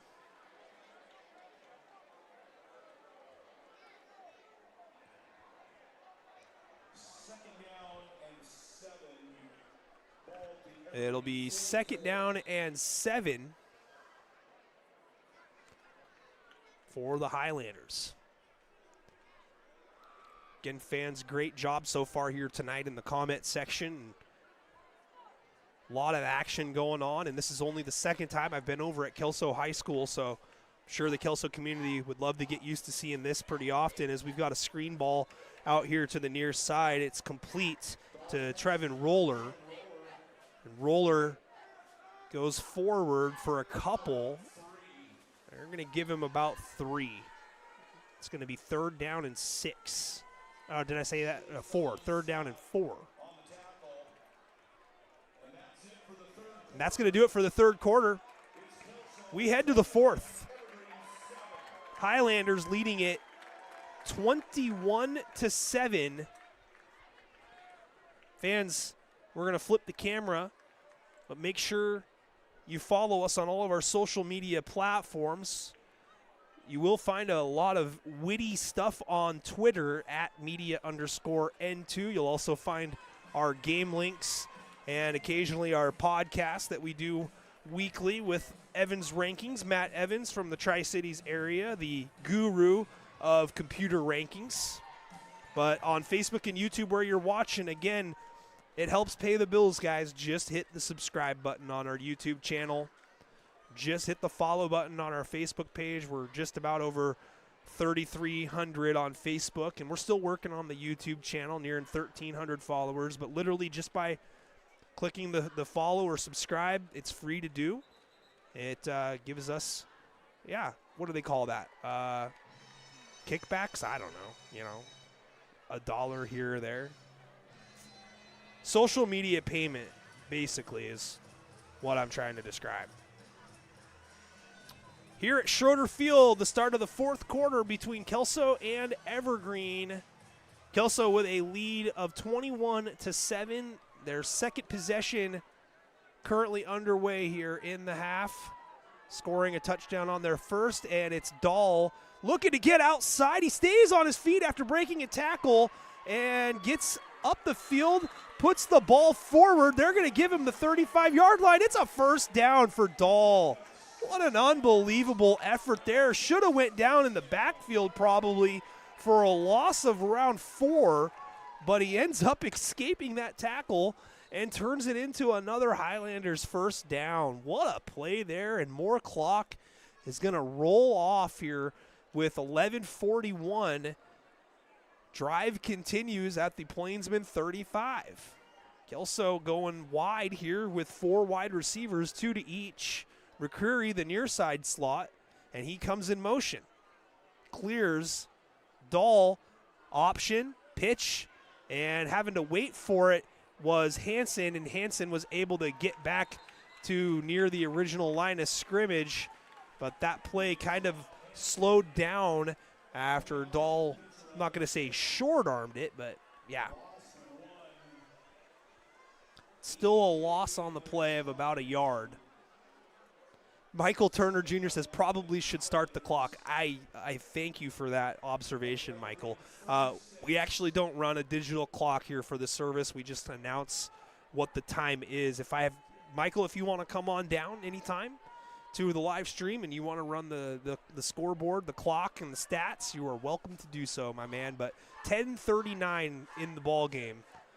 I'm running the camera and doing the commentary. I bet a lot of you who don't know what I do are probably confused about that statement. Hansen was going to have a hole to run through, tripped up at the absolute last second.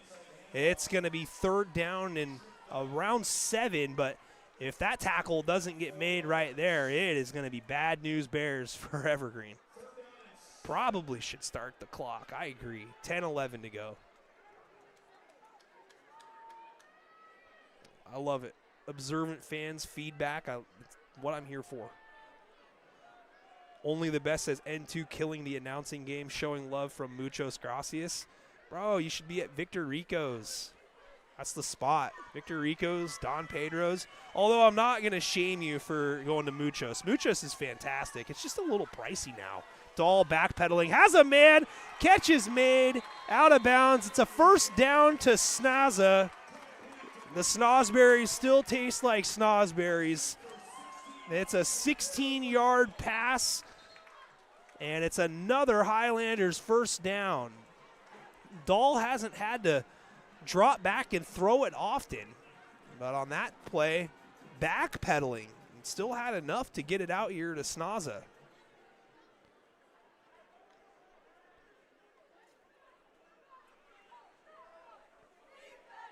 Larwick with his hand down, three-point stance from the fullback position. And he gets a chip on the outside edge rusher and creates some space for the running back. Good job there by Larwick. And it was Mason Hansen off the right side. And he's got 7. Second down, 3, Kelso. At the Evergreen 13. It'll be second down and 3. 8:35 clock running. Kelso can essentially salt this game away with a touchdown. They'd probably love to run a few more plays here. It's a fake and it's a pass. One-on-one on the outside, making a move back inside. Good extra help, though, by the Plainsmen defense. It's going to stop Kelso from getting the first down. It was Zayden Hoover who was able to make the catch and was trying to make that move to get the first down. Kelso's been putting the first downs together here in the second half. And it's going to be a very short gain. It'll be third down and a long one, but the screen will say 3rd and 2. Todd says, let's see some behind-the-scenes photos. Exactly. Yeah, I don't have another camera set up. And what year were you at Kelso? 2002, my man, as we've got a 3rd and 2, and it's a big back running. It's Feely, and he is near the goal line, just short. It'll be another first down. 1st and goal, Hilanders from the 2-yard line. Feely looking possibly for his second touchdown of the half and the game. Gotta let the big man pay it off here after getting the first down, and he definitely is in the backfield here. 7:17 now, clock rolling. First and goal, Highlanders, and they've got heavy fullbacks and Feely. The heavy formation, too easy. Feely into the end zone. Touchdown, Kelso. Kainoa Feely from 2 yards out, his second touchdown of the ball game and the second of the half, as the Highlanders are starting to pull away here late, 27-7 over the Plainsmen. PAT pending, the right leg of Jay Waddell.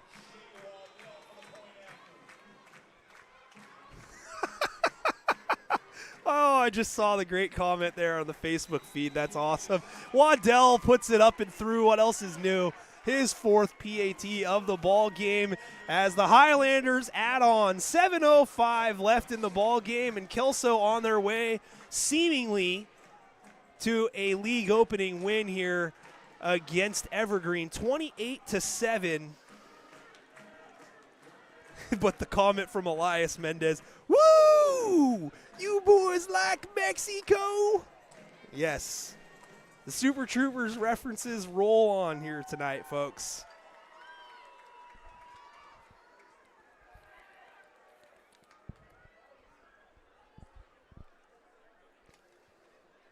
$7:05 left in the ball game here, and Kelso's putting together a master class on the second half offense. They are just rolling up and down the field, and not only that, I mean, they're chewing up clock. They're paying off drives with touchdowns. The defense pitching a shutout so far in the second half. I mean, there's a lot to like here.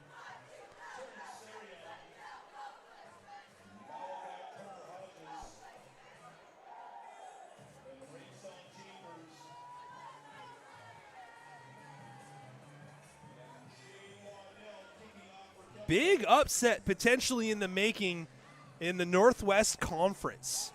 Squalicum leading the two-time defending state champions of the 2A class, Anacortes, 17-14, heading into the fourth. That is unfamiliar territory for Anacortes as the kickoff is fielded and bringing the ball out to around the 30-yard line is Turner Hodges.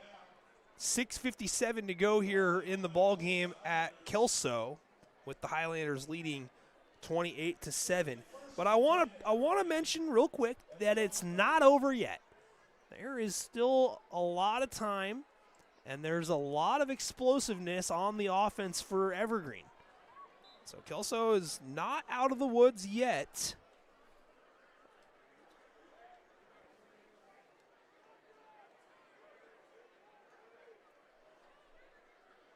And that would be a monumental upset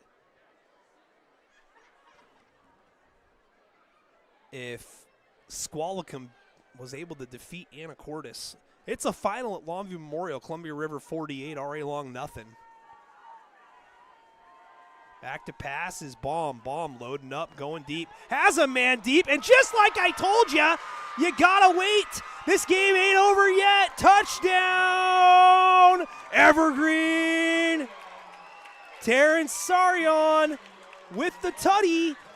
Jaden Baum with the long throw, got behind the defense. Just like I said, don't go anywhere yet. 28-13 now.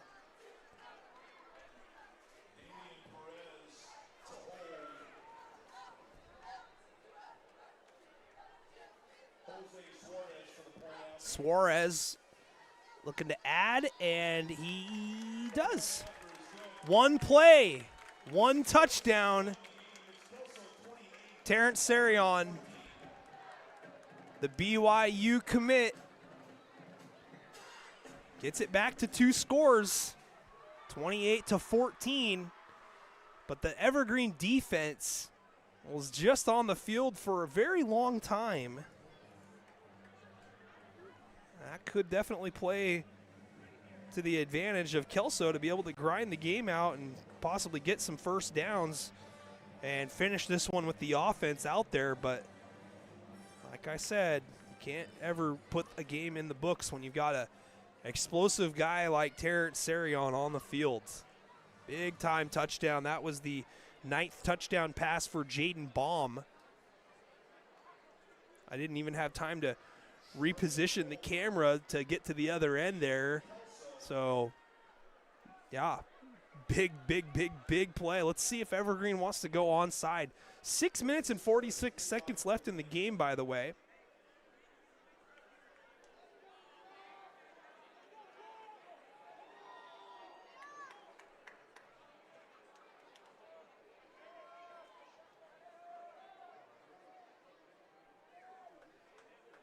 Taking a good amount of time to get this thing set up. See if they just break and all run right down the middle. I've seen that before. I don't know if they're counting the hats and they're, yep. So onside kick, covered up by Larwick. That is interesting. I'm fine with an onside kick, and I'm not here to question coaches and what they do. I'll just say that if you're gonna go onside kick, I would probably say the odds are better for you recovering it if you send more than one guy out. I know that they were trying to act like they had too many on the field with the whole acting class that was put on back there, but yeah. Handoff coming near side, and it's Hansen. Hansen is literally pulled back by his face mask, nearly decapitated. This is probably going to be of the 15-yard variety. Lucky that Hansen still has his head above his shoulders. Looks like we're going to get 15 added on here from the end of the run. And they've got the flag down at the 48-yard line, so 15 from there, should put it at the 37? No.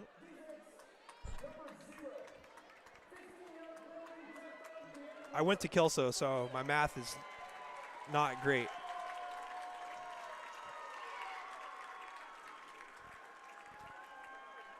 And they do have the ball at the 37. Woohoo! Thank you, Mr. Rambo.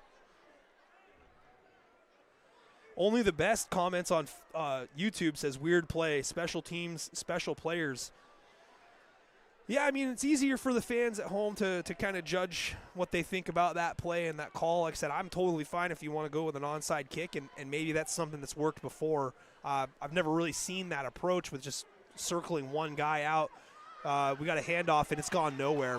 Stopped in the backfield immediately. EJ English in to make the tackle. It's a loss of 1.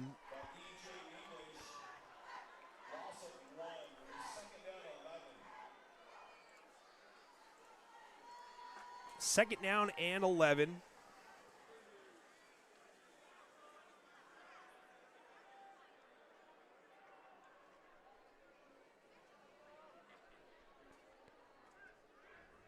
Trips to the top. Hansen, the back. And it's a fake pass, and Dahl spin moves, hits the B button, stays in bounds, keeps the clock moving. He's out to the 33-yard line. Smart play there by Anders Dahl to stay in bounds. It's going to be 3rd down and 6 after a gain of 5. 5:05 left in the ball game here. You can't feel too comfortable right now if you're the Hilanders. There's a big decision to make here coming up if you're going to possibly be facing 4th down. I don't think you're going to be punting at the 33-yard line. So you might see 2 play calls here. Might go with an inside handoff to Hansen and They've only got 4 up front, and the linebackers are off the line a little bit, and it's going to be a straight keeper. Might have been a hold at the line of scrimmage. Dahl is near the marker, and there's still some blocking going on near where I thought that there could have been a hold. It was number 56, Hunter Baraha, kind of locked up there, but it's a first down carry by Dahl as he gets it out to the 31-yard line. That is a huge first down for the Highlanders as they can run more clock here and they get closer to pay dirt. It's another first down, and it's at the 26-yard line. I said 31 just a few minutes ago, or seconds ago, my mistake. 4 minutes exactly now in the ball game. Slot to the top, 2 backs. Larwick down as the fullback, and it goes to Larwick on a counter, coming back to the near side, and he squirts through, gets it beyond the 20, and they're going to give him the 18-yard line. Not quite first down yardage, but a nice play design. That's the first carry for Larwick tonight. And it's going to be 2nd down and 2. Again, fans, stick around for the Cowlitz PUD post-game show. We do name a player of the game, so I do need your votes in the comment section on who your vote is for player of the game. And for Kelso, man, I think it's tough. I think you got a real tough time figuring out who the player of the game really is here. Kainoa Feely with 2 touchdowns, Zephaniah Rutherford with 1, Mason Hansen with 1. Fake toss, and it's another keeper coming back off the right side. Dahl does a great job of spinning off of contact. It's a first down for Dahl, but we've seen a steady dose of Dahl here in the second half. You know, he's turned into much more of a weapon running the football, and hasn't really had to throw very often, and when he has, he's made smart decisions. 2:51 to go in the ball game. It'll be 1st and 10 at the 13-yard line for the Highlanders, who are leading it by 14.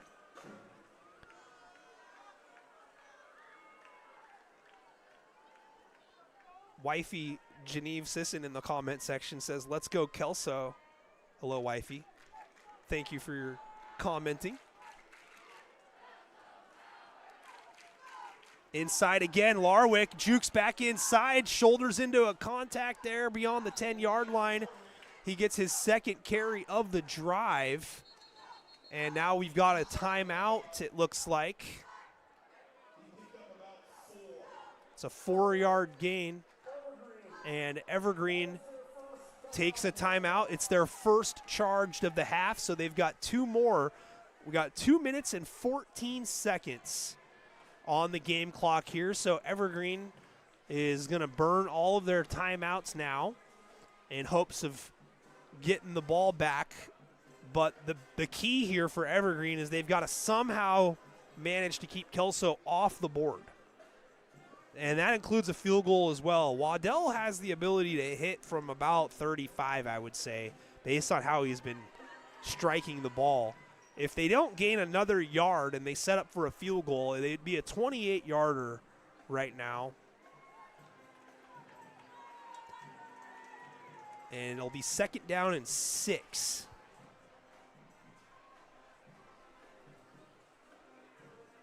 I'd like to welcome all of those of you that had to suffer through R.A. Long losing to Columbia River 48-0 over at Longview Memorial Stadium.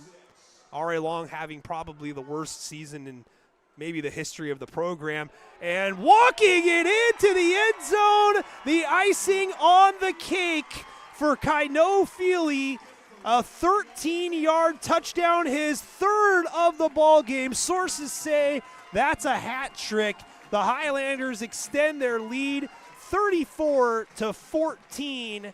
I don't think that Evergreen has enough explosive plays in them here to come back from this deficit. Waddell on for the extra point as Feely now has 3 touchdowns here in the half as Waddell kicks it up and good. It's 35-14. Waddell 5 for 5 on PATs, and Kainoa Feely 3rd touchdown of the ball game. I think that Kainoa Fili has made it a little bit easier of a decision than maybe as to who the player of the game is, at least in the eyes of the box score. But I still feel that there's a real conversation here that needs to be had. I don't know if I'm saying it right, but Ason in the comment section says Kainoa, and yeah, tough, exactly. Samoan power.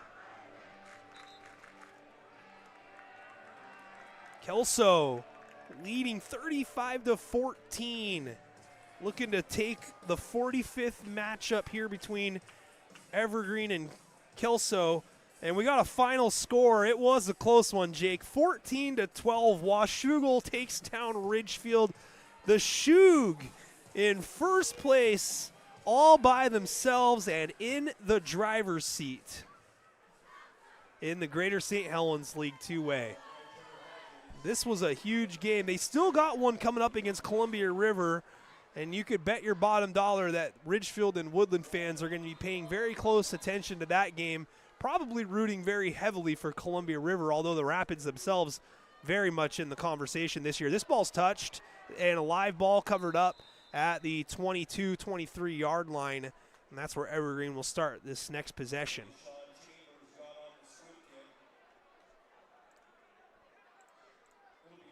Washougal, though, looking like the team from the 2A GSHL, a close game down in Washougal with them in Ridgefield, and then Only the Best says, wow, Kelso making a statement. I mean, I'm impressed with Kelso, to be quite honest with you. I'm really impressed based on what I saw in the first game against Mark Morris. You knew it was going to be a little bit of a work in progress, but very good showing here tonight overall by Kelso, both on offense and defense. I'm not going to call it a complete victory, but it's definitely very quality as Baum has some time, throws, has a man, catches made, tackled down from behind after a first down. That is English with the reception. And the Plainsmen are looking to go fast.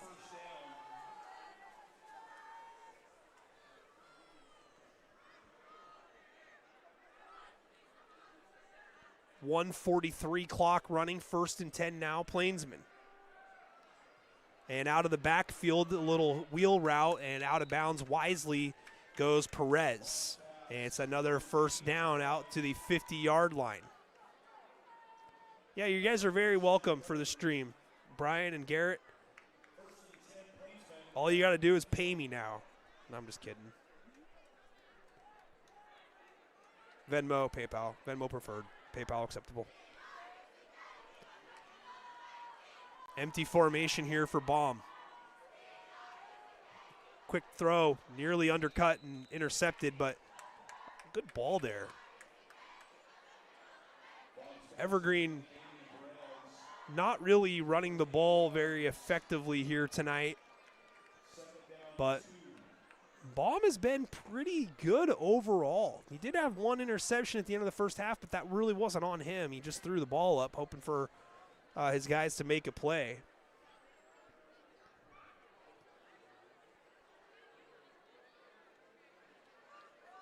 Baum has a man, catch is made. It's Perez. Perez out of bounds in front of the Kelso bench at the 27-yard line. So it's another Plainsman first down. 1:22 left in the game.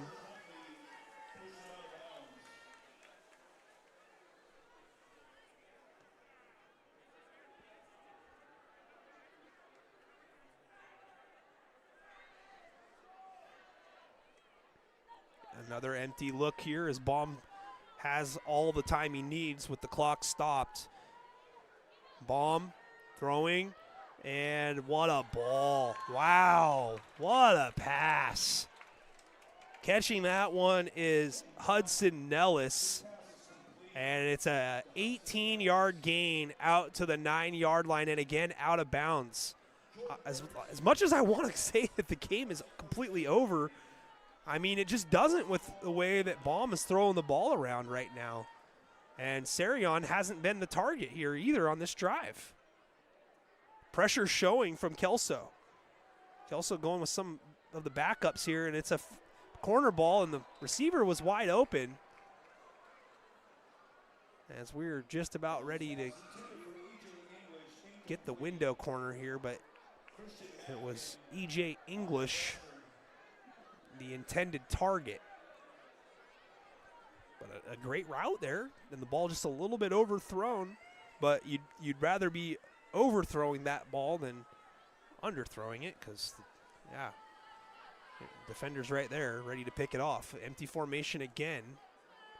Seemed like Evergreen found something earlier in the first half when they went with some jet sweep motions and such, and they just went straight dropbacks. This one is caught and not in the end zone. Some contact there as the catch was brought in. That looks like Schmidt, and it is. He's inbounds. Clock running under a minute now, 55 seconds to go in the game, and it's a quick keeper, and it's a touchdown, Plainsmen. Jaden Baum, a 1-yard touchdown run, adds some more points to the Plainsmen's total. That could have been big if you were betting the over-under or the point spread in this one, although I think a lot of people thought that Evergreen would be the team favored heading into this ball game, despite having not won at Kelso since 2008. And it's going to be a 2-point try. Sarion, the Wildcat, runs it in. So there's 2 more. So it's 35-22. There's a Highlander that's down on the play.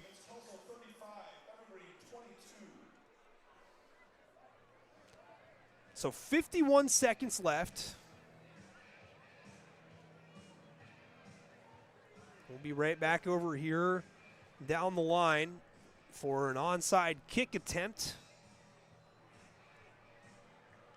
What game will I be covering next Friday? It'll be Mark Morris and Ridgefield down at Ridgefield High School. And Mark Morris, I believe, getting into the win column tonight for the first time this year against Hudson's Bay.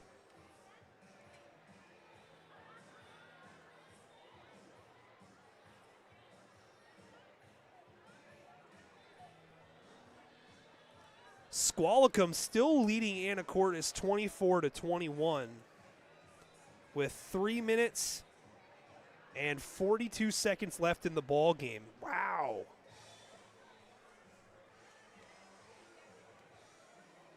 That is crazy.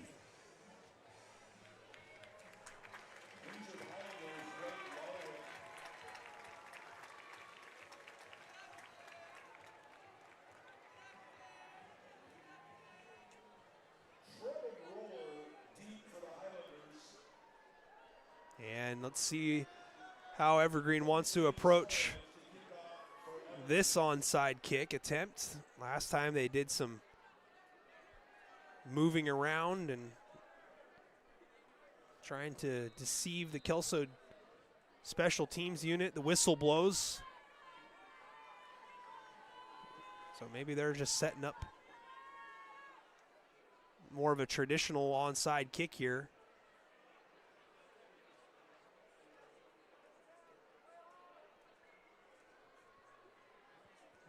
And the hands team ready to go for Kelso here.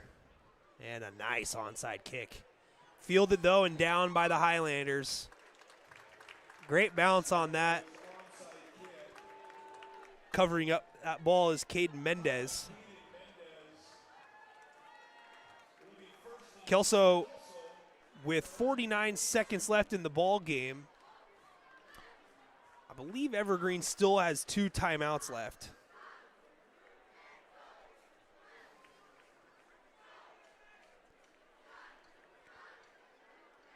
Again, fans, be sure to share the live stream link with friends and family. Mark Morris did win 27-15 as the Highlanders are in victory formation here.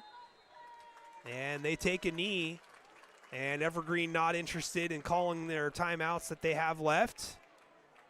And that's going to start the clock. We're down to 38 seconds. Kelso will need to run one more play, and this ball game will be over. 35-22, the score, with Kelso leading. Kelso's next opponent will be next Thursday against the Prairie Falcons on the road. So a Thursday night game for Kelso at District Stadium in Battleground. And the Hilanders finish this game off. They are going to go to 4-1 on the season and 1-0 in the Greater St. Helens League on a night where the Lelanen family were honorary captains. It will go into the books as another Hilanders victory. Your final score, Kelso 35, Evergreen 22, as the Hilanders improve to 29-16 all-time against the Evergreen Plainsmen.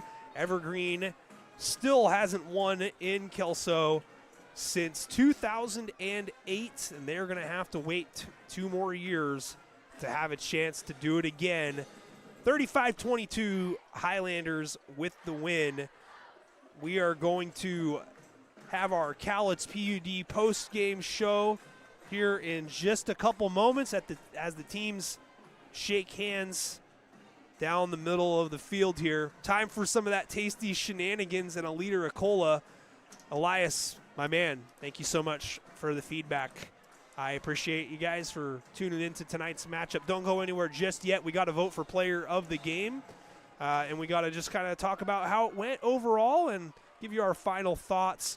I'm also going to give you a final chance to possibly consider a tip or a donation, whatever you want to call it. But if you could help out and send a couple doll hairs, it's $7 to get into the game in person, free to watch. If you're somewhere in between the $0 and $7 range, that is A-okay.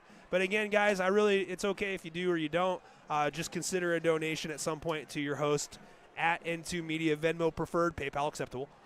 As the Hilanders win this one here, 35-22, we're going to go over to the end zone real quick, and the Hilanders jumping up and down in celebration as they're going to have a little powwow with the coaching staff and Evergreen over on the south side of the field doing the same thing.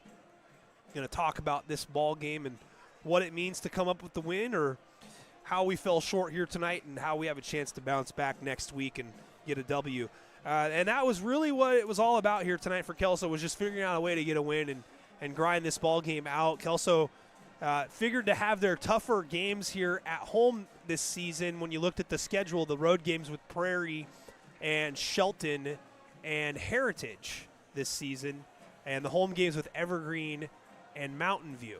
Well, the Evergreen game figured to be the toughest one on the Kelso schedule, but not so fast, my friend. Little Lee Corso. The Prairie Falcons await next Thursday, and they have an extremely electric quarterback, and they have an apparently pretty decent defense as well, as they beat Mountain View tonight 56-9 in an early game down at Kiggins Bowl. So, or was it McKinsey? Yeah, McKinsey Stadium. So either way, it don't matter. Prairie's really good, and it's going to be a tough game next week for Kelso. But let's not really look ahead quite yet. Talk a little bit about this game. Started out really well for the Hilanders, not so much for the live stream. After losing the internet connection and getting it restored just in time, it was Zephaniah Rutherford going in for 6 from around 30 yards out. That gave the Kelso Hilanders a 6-0 lead, and then the extra point was up and good from Jay Waddell, 7-0. Hilanders forced a fumble on Evergreen's first drive, so the Plainsmen came up empty. Kelso would need to wait an extra possession of their own before scoring another touchdown. This time in the second quarter, a 7-yard touchdown run by Mason Hansen made it 14-0. And then Evergreen responds after going 95 total yards, which includes the penalty yardage that they accrued, but 75 yards officially from where they started, to cap it off with a 2-yard Wildcat touchdown run from Terrence Sarion. That made it 14-7. That was your score heading into the locker room. Close game and a game of adjustments. Kelso made them. And on the defensive side of the ball, they really did a good job slowing down the passing attack of Jaden Baum and company and locking down on Terrence Sarion. And on the offensive side of the ball, I mean, Kelso did exactly what it wanted to do, pretty much when it wanted to do, and it converted their third downs along the way. Great running plan in the second half by Coach Darren Gardner and company to really lean on the legs of quarterback Anders Dahl, and finishing off 3 drives for touchdowns. All 3 of them coming in the second half. Kainoa Feely with 3 touchdown runs, 1 from 2, 1 from 3, and another one from 13. And, you know, once he got down to the goal line and you saw the heavy formation that Kelso was going with, I mean, Feely himself is built like a fullback, but when you throw Larwick and others out in front of him, it makes it that much tougher to find a crease to get in and make a stop. So Kainoa Feely doing a great job here tonight with the 3 touchdowns. Kelso ends up going up 28-14 at one point as they head off the field and into the locker room with a victory. For Evergreen, you know, I would say that there's a lot of positives from how they played here tonight, and I think that the negatives that you looked at were very correctable. You know, so I think that you have to look at the penalty yardage as being a point of emphasis to avoid putting yourself behind the chains. But it really didn't feel like that the penalties were really the reason, though, why they didn't win the ball game, because they were able to overcome a lot of them and keep the drives going. I think ultimately, if you really want to point at what Evergreen should be focusing on, is maybe coming up with a little bit different of a defensive game plan and maybe crowding the line of scrimmage a little bit more. Kelso really doesn't have like a tremendous down the field passing attack, and it just felt like that the Hilanders were always working with numbers, you know, at the line of scrimmage and in the box, and they were able to grind out a lot of yardage, 4, 5, 6, 7 yards at a time. And Elias with a great point here in the comment section says, Anders Dahl for consistency, definitely player of the game tonight. I really don't have a problem with that. I think that Kainoa, obviously, with the 3 touchdowns, I mean, he didn't have the carries and he didn't have the yardage that you would really expect from, like, a player of the game. I would consider Kainoa more as the what would you call it, the vulture, the touchdown vulture, your fantasy football league touchdown vulture, who was coming in and just finishing drives off, you know, like a bulldozer. But I mean, Anders Dahl is the player of the game. Not ridiculous at all. And speaking of that, I just want to let you all know that this has officially moved into the Cowlitz PUD post-game show territory. Cowlitz PUD providing customers safe, reliable, cost-effective hydroelectricity since 1936. Thank you to our sponsors at Cowlitz PUD. And again, as we continue to talk about this one, I mean, Evergreen had the explosive play ability here. They got some late in the second half and ended up getting a couple of touchdowns in a hurry. But I think with a good dose of running game for Evergreen, I really liked what they were doing with the jet sweep motions, getting the ball into Sarion's hands in different ways. They also found the tight end, Darren Schmidt, for 5 or 6 catches here tonight. He actually had a pretty good game. The missing element for Evergreen's just been the running game, and tonight they weren't able to stop the run. You know, if you look at football games, especially as we move into the cold weather months, excuse me, it's the running games, you know, that really make these teams so tough to beat. If you have a good running game and you're able to stop the run, you're going to win a lot. It's just the facts of life in football. It's especially miserable for the defensive side when you can't stop the run. And, you know, Kelso really didn't have to pass the ball a whole lot here tonight, but when they did, Dahl made plays. So there's really nothing that you could look at and say, wow, these guys really just torched us throwing the football. Dahl made plays when he needed to. I really like the take by Elias Mendez in the Facebook comment section on the vote for Anders Dahl. I mean, when you don't have a touchdown, though, right? He didn't throw one. He didn't run one. I mean, I'm not saying that you can't name him player of the game, but my goodness, it just makes for a tough case. If there was an argument to make, though, I think you did it great, Elias. So that's pretty much, I think, going to wrap up. I mean, unless you fans got any comments on how your team performed here tonight, feel free to type them into that comment section there, and I'll read them, and we can talk about it a little bit here. But, I mean, ultimately, the first half was more built around on Mason Hansen. I also like the the Kelso offensive line players of the game by only the best on YouTube. That's a great point, too. The offensive line did a fantastic job. I'm not going to say the offensive line didn't dominate this game. I just think it was more of a matchup thing. I think Evergreen didn't really match up super well in the trenches, and I don't mean man-on-man, hat-on-hat. I just think that the formations, gave a little bit too much cushion. The counter tray was working fantastic tonight for Kelso, and Mason Hansen was super patient running the ball. Obviously, Dahl using his feet several times on that fake bubble screen, and then, they did a good job, Kelso did, by mixing up where he was going to run afterwards, like whether it was straight up the middle or off to the right or off to the left. They didn't really do the same thing all night long. Kelso really did a good job mixing in their play calls tonight.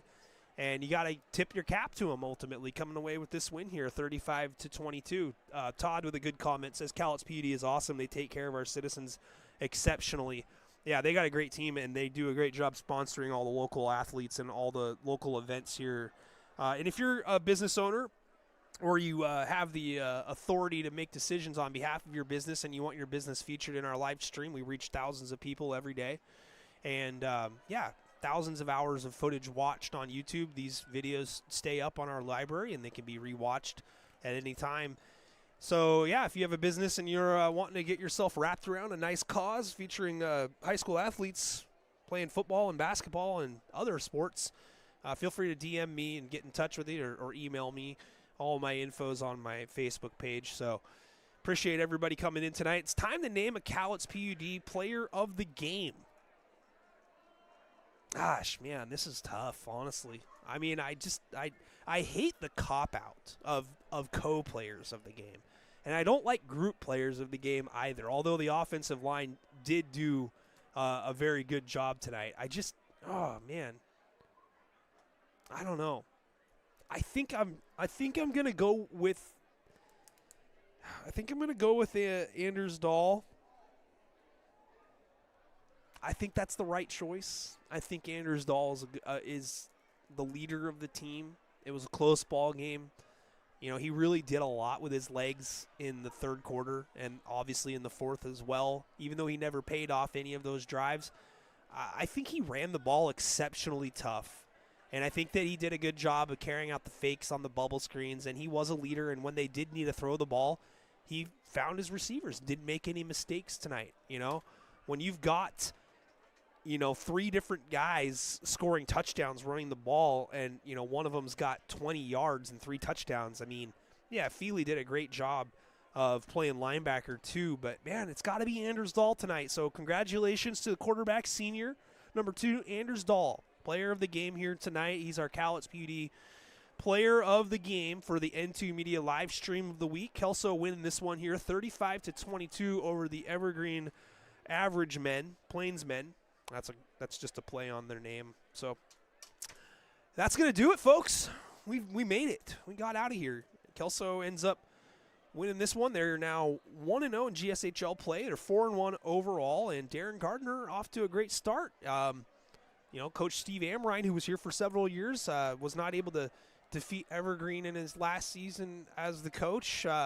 So a better year already this season for Kelso at 4-1, and this is a big one in terms of possibly getting to a postseason berth for Kelso. They got some big ones here coming up. They still got a tough game against Prairie and Heritage, and then Shelton, and then Mountain View. No matter how good or how bad they are, they always seem to play Kelso really tough, so we'll have to stay tuned for that one.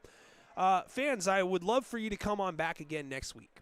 Next week, we're going to be down at the Hot Potato, the home of the In-N-Out Burger, Ridgefield, Washington. It's going to be the Ridgefield Spudders hosting the Mark Morris Monarchs. And the Monarchs picking up their first win tonight on the road at Kiggins Bowl, 27-15 over the Freedom Birds. So next week we've got the Potatoes and the Lions doing battle at 7 o'clock from Ridgefield High School. We're going to be live right around 6:50 with the pregame show, and we'll talk a little bit about what we expect leading up to that online. If you guys haven't done so before, make sure that you subscribe to my affiliate friend and business owner, Jody Nalen of Blast Zone Media. Just like it sounds, Blast Zone Media for $8 a month, unlimited articles of prep sports coverage in the area, and including our power rankings for all of the local leagues in the area. So yours truly will put that together probably next Thursday or Friday. Be sure to check Blast Zone Media for all the great prep sports coverage in and out of Volcano territory here in Southwest Washington. Kelso looking to make a name for themselves as they're posing for photos down there on the field. 35-22 your final score. I am Nick Sisson on behalf of N2 Media saying thank you so much, fans, for joining us here tonight. I'll leave you once again with my ugly blurred out mug with Ashton Harvey if you haven't seen it yet, but consider a donation to your host here tonight at N2 Media. We'll see you folks next Friday. Again, your final score from Schroeder Field, Kelso 35, Evergreen 22. Back next Friday for Mark Morse at Ridgefield. You guys were great tonight. Hope you all have a great weekend, and we'll see you next time.